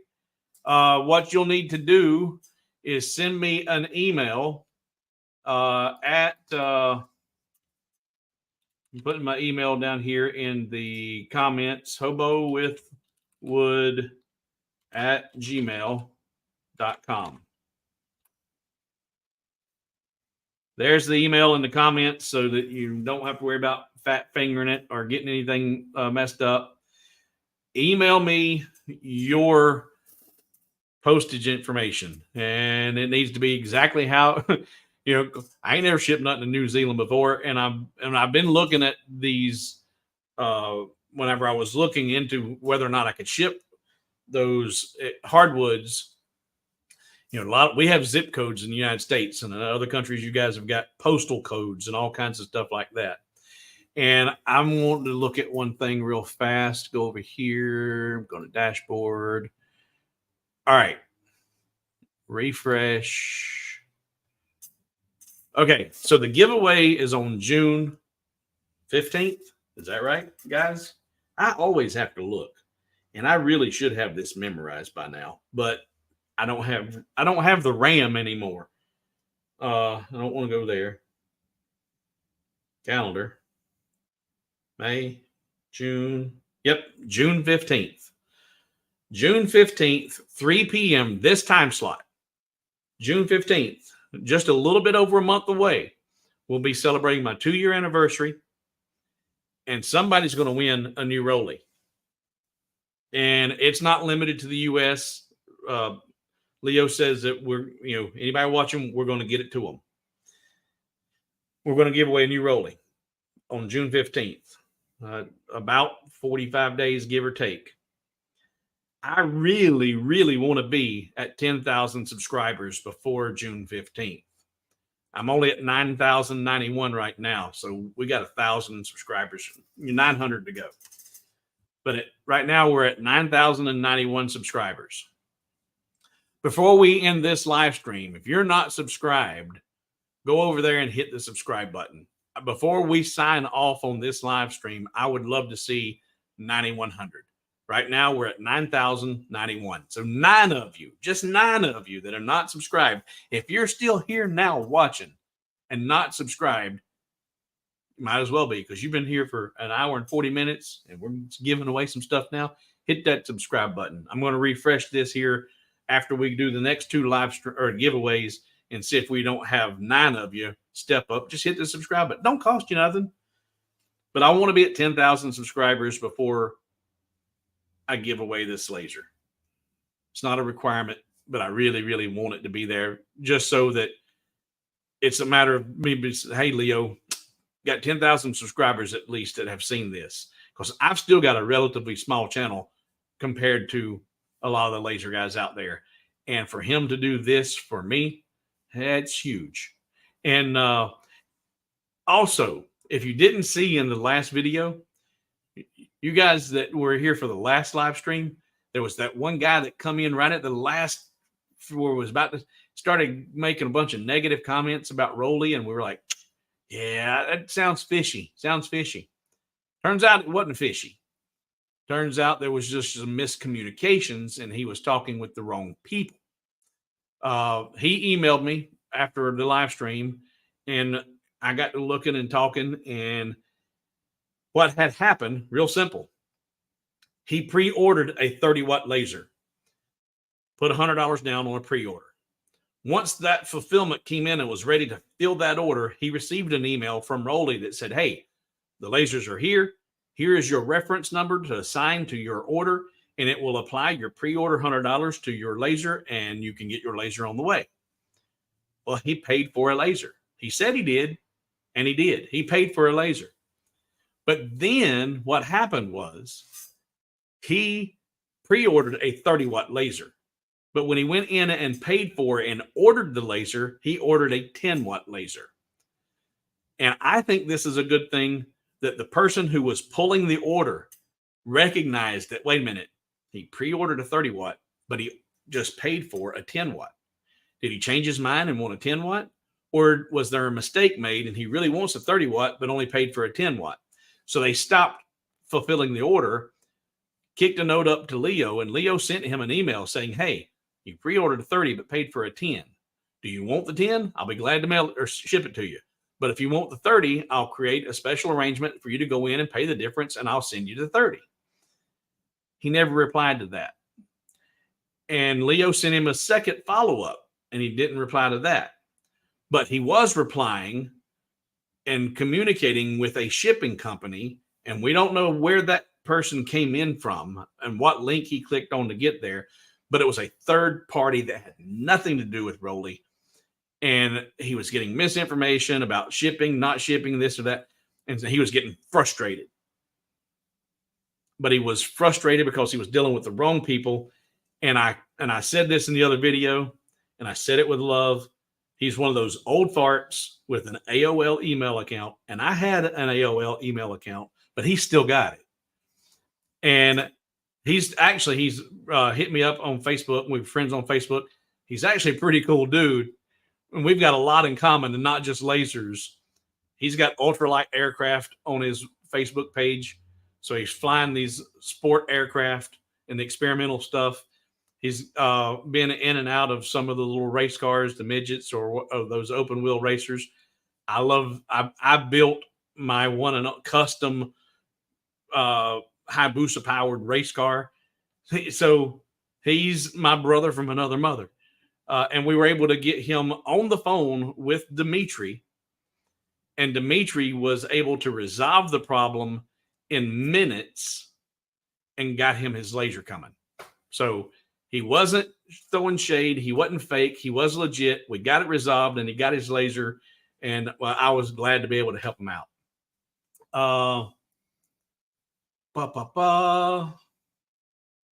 Dave says you may have a small channel, but you give 100% all the time. Well, this is my job. It's not a hobby. It is my job.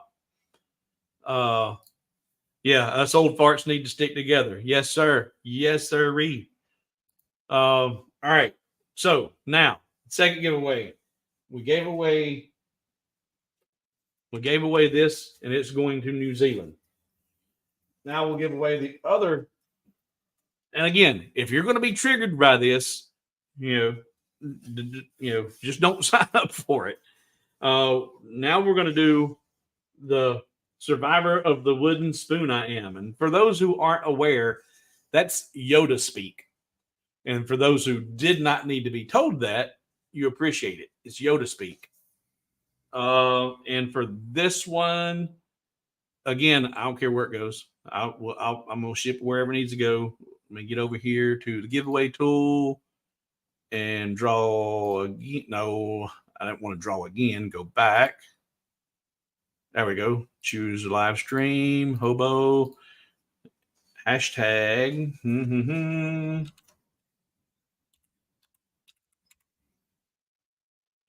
Start and switch. Hashtag spoon. Hashtag spoon.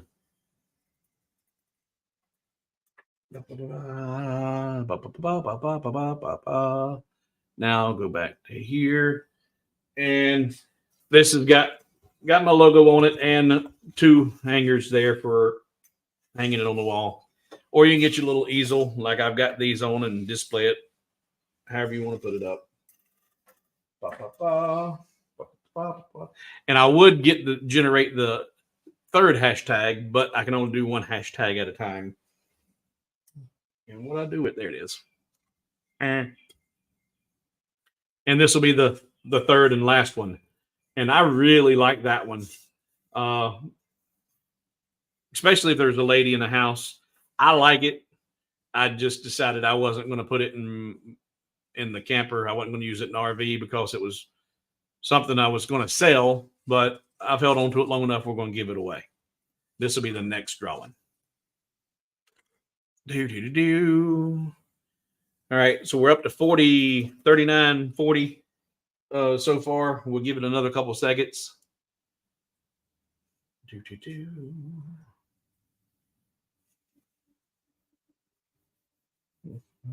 And it seems like I'm forgetting something, but I can't put my mind around it. Can't wrap my head around it.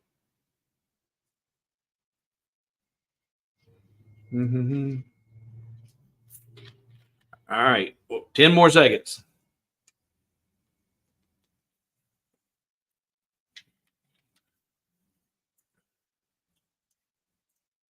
In fact, what we're going to do, all right, we're going to hold our drawing for this one, switch.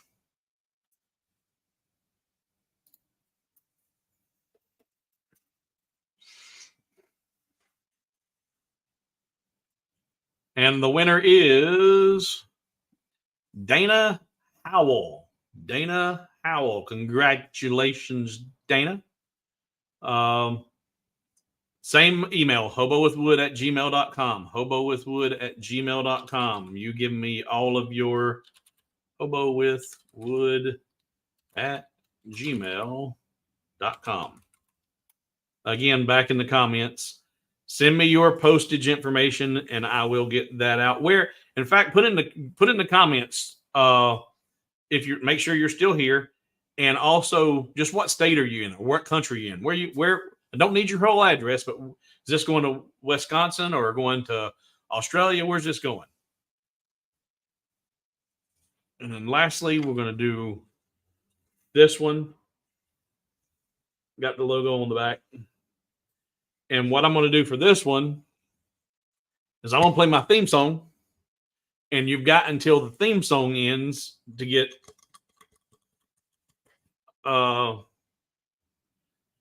let's see, we're soaking rates. Okay. Until the theme song ends. Once the theme song ends, then I'll do the drawing.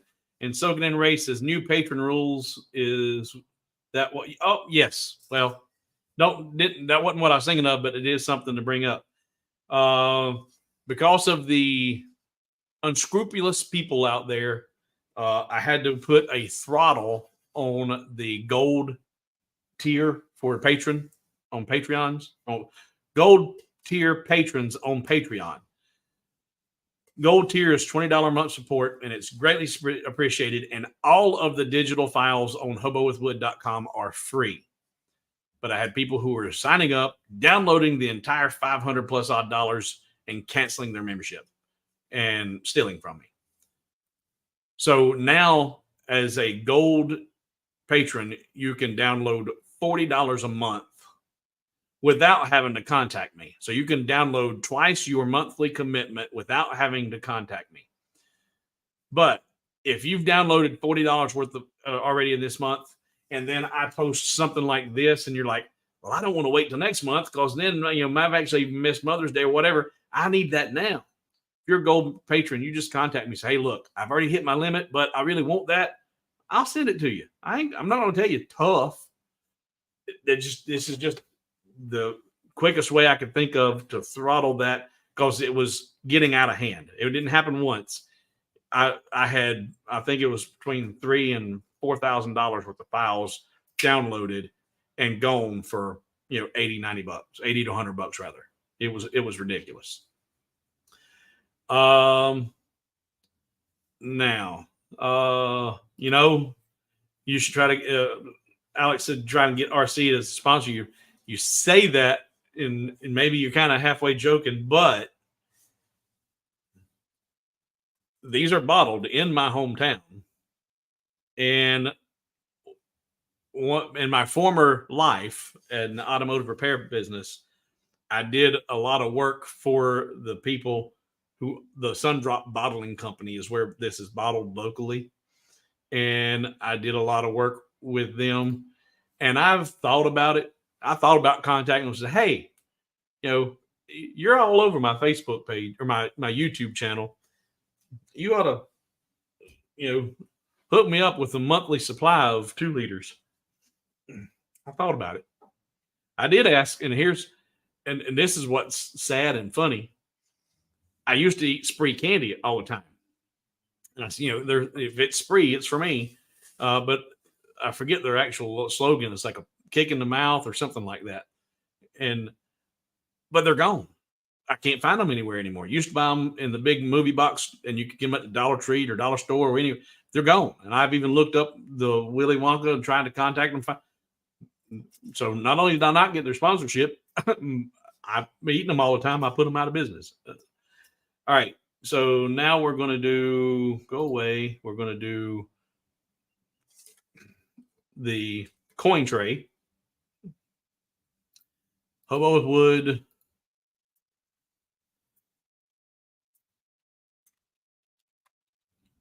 Nope. Hashtag dum-dum. Start collecting. And we're going to put you over. Actually, come back.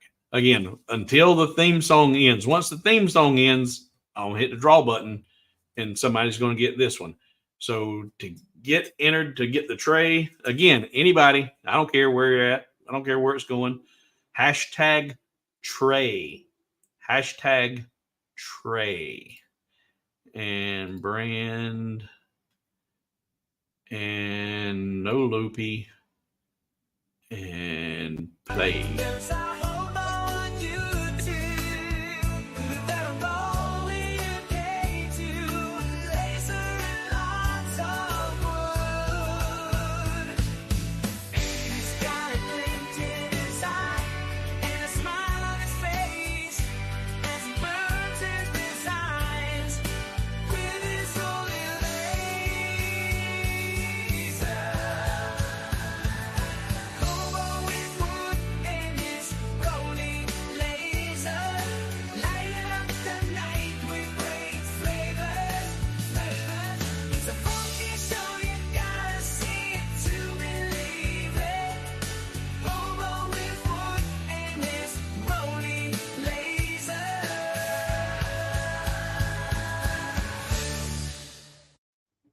Okay, so that one was the one that's in most demand. And that's what I wanted to see, how many people would enter for each one. So 46 entries, and here we go.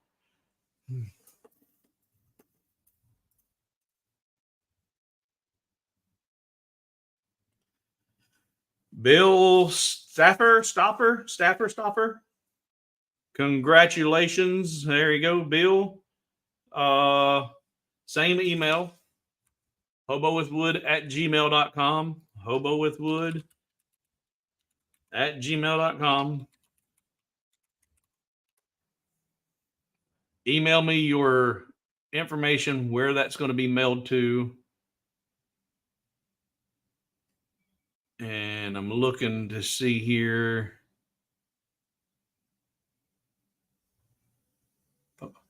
Did Dana ever reply?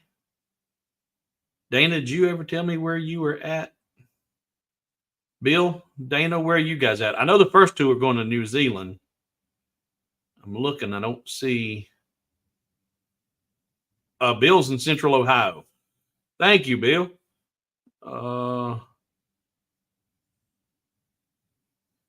And no, I don't see a reply from Dana. In fact, Dana, are you still here? Because if you're not here and you didn't email me your information, then I've got another piece to give away. Because if you're not present and you're not giving me your info, let me go over here to check two things. All right, we were at 9,091. Did nine of you bother to go over and hit the subscribe button? Let's take a look. Refresh. No. Not only did 9 of you not go do it, not so much as one. So I'm guessing all 85 of you that are still here are already subscribed. I'm guessing. Dana. Okay, there's Dana. Dana, she's in New York. Okay, beautiful. All right. So 2 going to the States and 1 going to New Zealand. Make sure the 3 of you email me your postage information, your postal codes and all that stuff, how to get it to you. I'll get those out not tomorrow. Tomorrow's Sunday. I'll get them out Monday because these are not something I got to finish. They're done. I'll put them in a box and off they go. So you're telling me that all 89 of you that are here are already subscribed. There's not 9 of you here that aren't subscribed. I'm gonna be heartbroken which April killed me. April put a hurting on everything. April put a hurting on the finances. April put a hurting on me physically.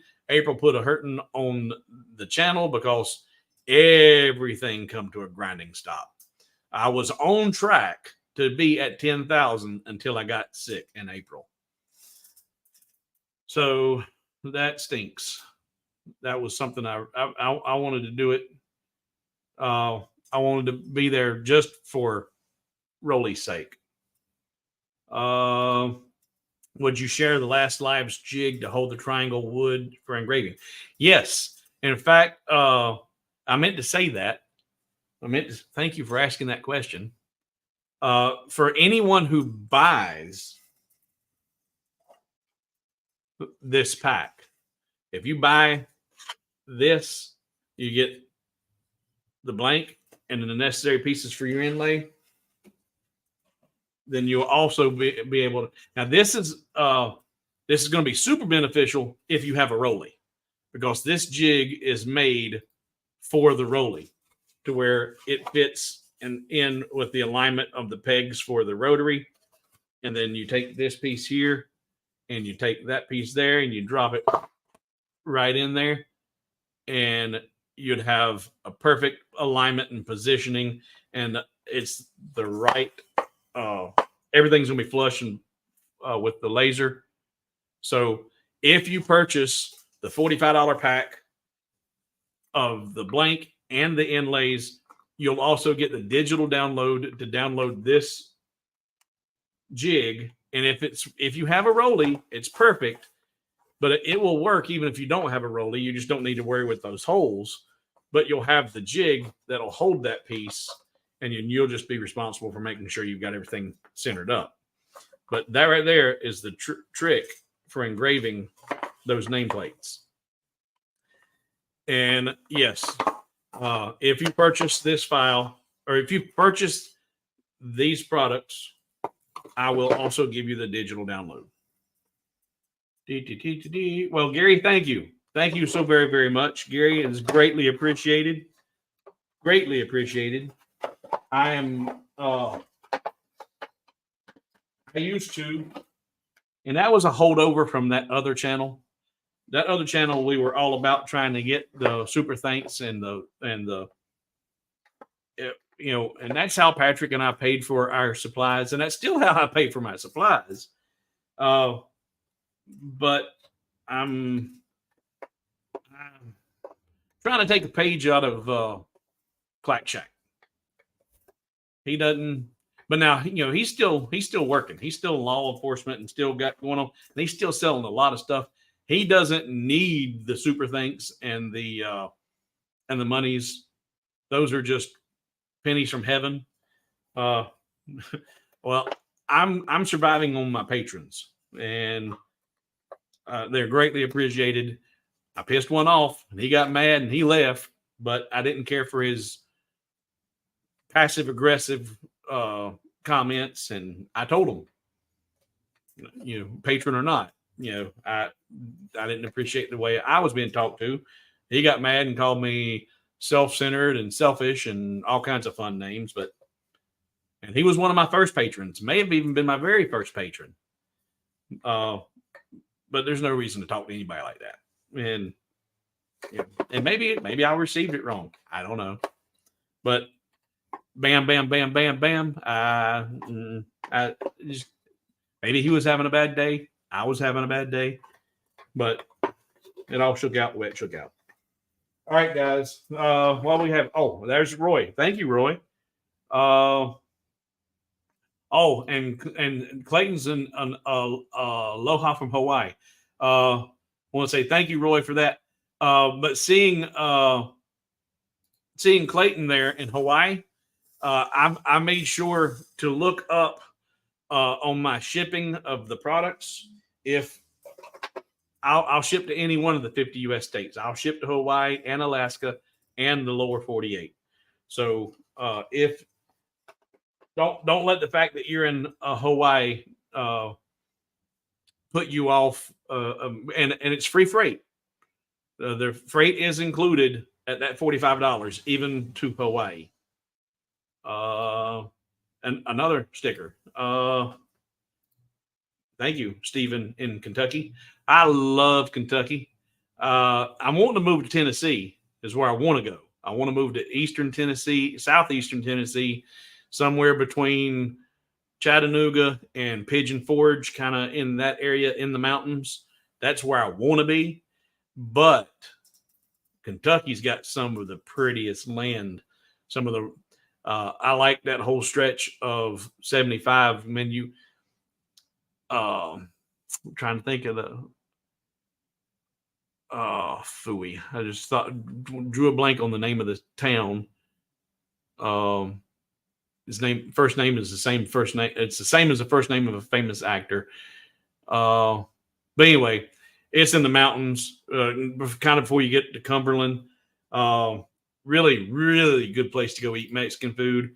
I stop there every time I go through Kentucky, but then get out of the mountains and get up there into the rolling hills and all the farm, or the horse country. Man, it's beautiful, beautiful. Okay. Let's just see. Thank you for everybody with the super thanks. But now, did we get any subscribers? Not one. Not a single one. Well, I guess I can just be glad that all 84 people here are subscribers. If you guys are in any laser groups, I'm in Facebook. Hobo with Wood group on Facebook is my group and our group. Everybody's welcome to join the group. Share your project. Show what you've done. Moses, if you create your own 3D file and multi-layer file, I should say, man, I'd love to see that work. So if you're on Facebook, make sure you go over to the Hobo with Wood group and join that group, and you can show all the images of all the work you do. I love seeing what people have done. But if you guys are in any of the groups other than the Rolly Automation group and Hobo with Wood group, share my information and maybe share that group with me in Hobo with Wood group.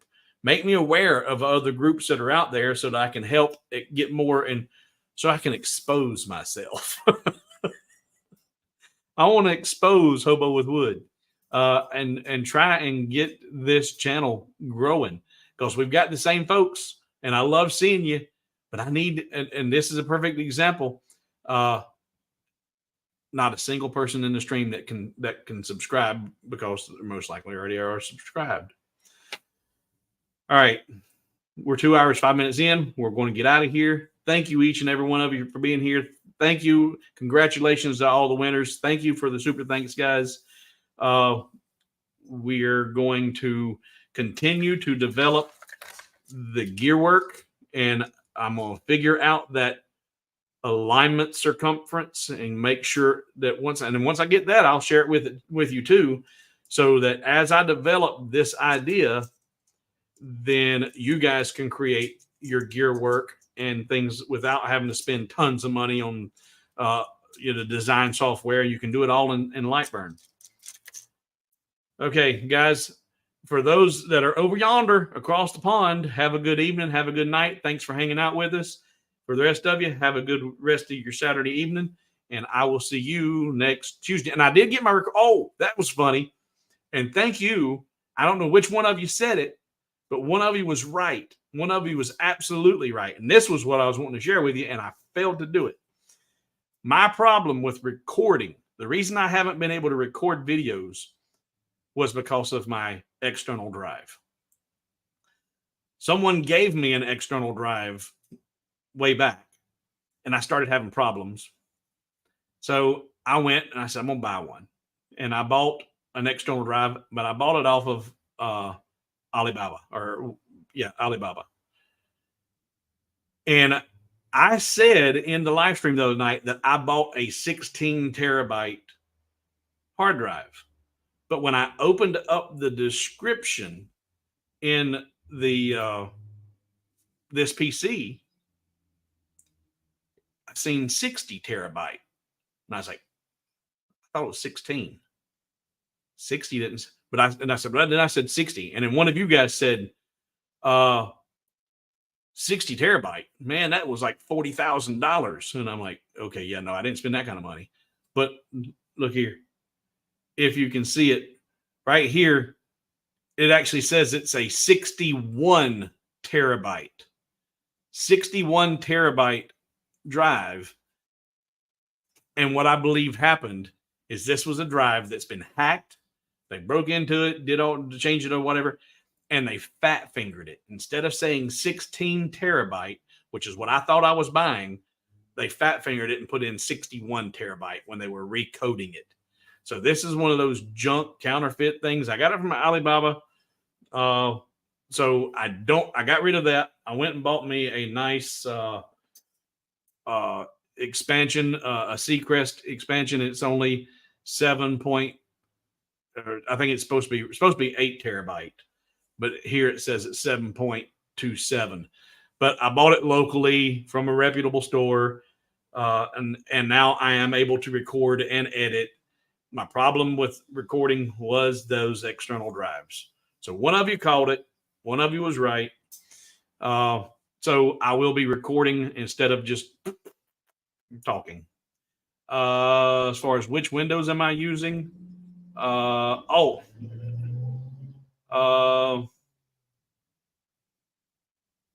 Let's see here.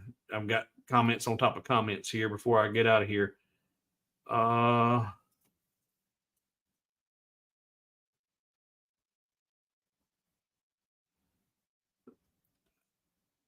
I'm pretty sure I'm system. Where are you at?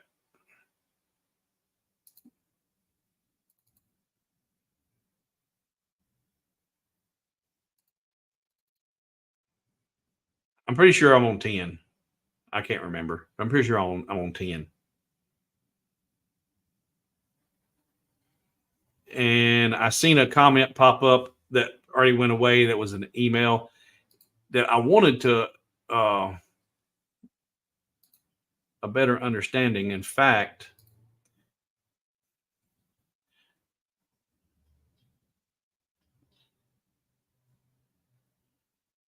I'm going to delay the signing off here while I look at this message, because this was something that, in fact,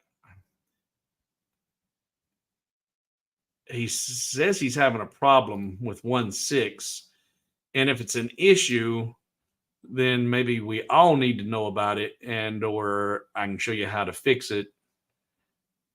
And I'm trying to get that message opened up.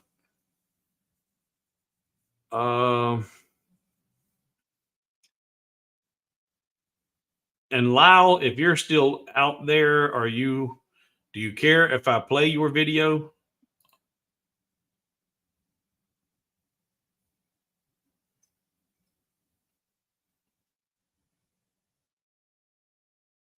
Lyle, are you in the stream? I just got your email.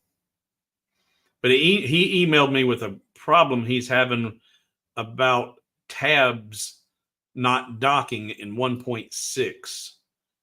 And I told him, I said, I've not had any issues, but asked him to send me an email or a video showing what it was doing. Don't want to do that. Go back. And if it's a true issue, I want to know about it.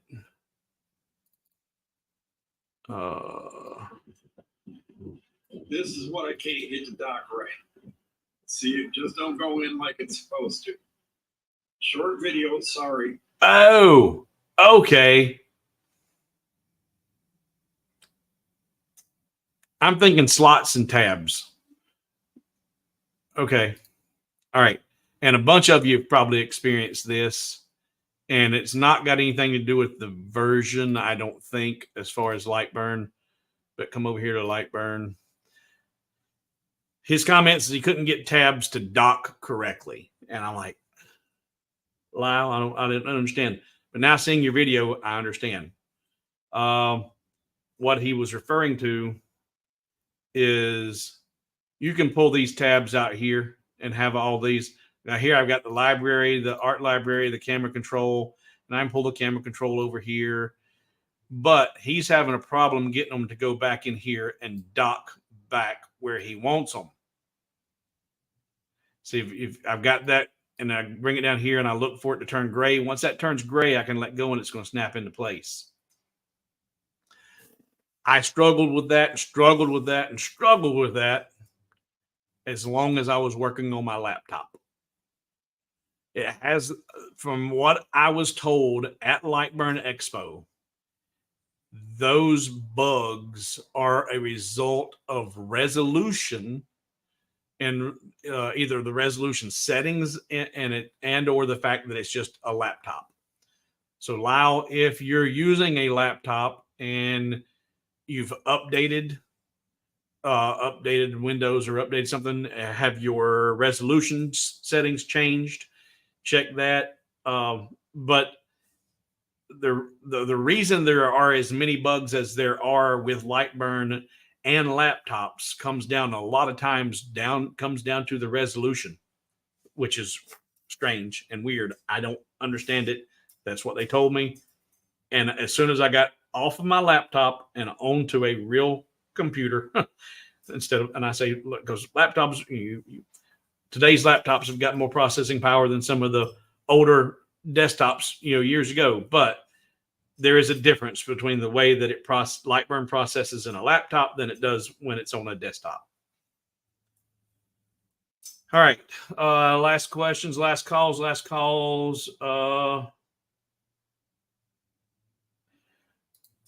Well, Imperfect Woodcrafts, this is every other week. And I do this for two reasons. I do this, one, to accommodate folks that are across the pond, European time zones. I've got a lot of viewers that are in the European countries. I've got them in United Arab Emirates and down in Africa even. obviously Australia. But my 9 p.m. Eastern time slot is 2 o'clock in the morning for the guys in the UK. So it's hard for them to catch all the live streams at 9 p.m. And tonight, that other channel will be live. And so by me going live at 3, I'm not going heads up against that other channel. So it's just because they're only going live every other week and I'm going live every week. And we'll see how long that keeps up. But that's the reason for this time slot. It accommodates a lot of things. It accommodates other time zones other than North America. And I don't go up heads up against that other channel.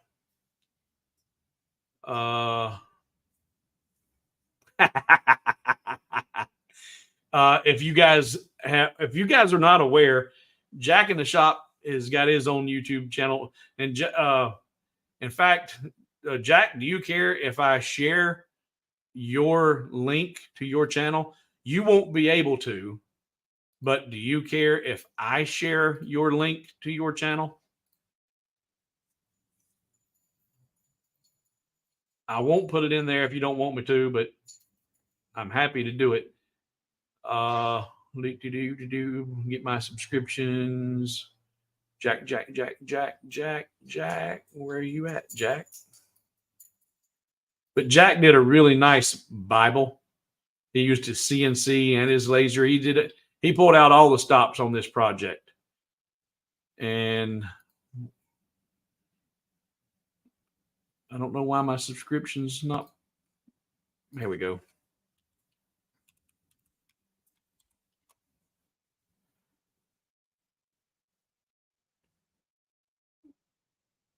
Subscribed. Yeah, I don't care. Okay. Well, I'm going to share Jack.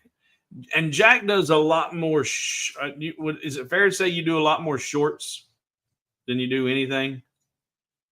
But the Bible is super, super impressive. Where is, there it is. There, copy, paste. So that, I just put a link in there for Jack in the Shop and his YouTube channel. But he put a nice, really nice carving and engraving up this week of a Bible. And Chris, being the smart aleck, Jack, you need to pray before you start doing Bibles.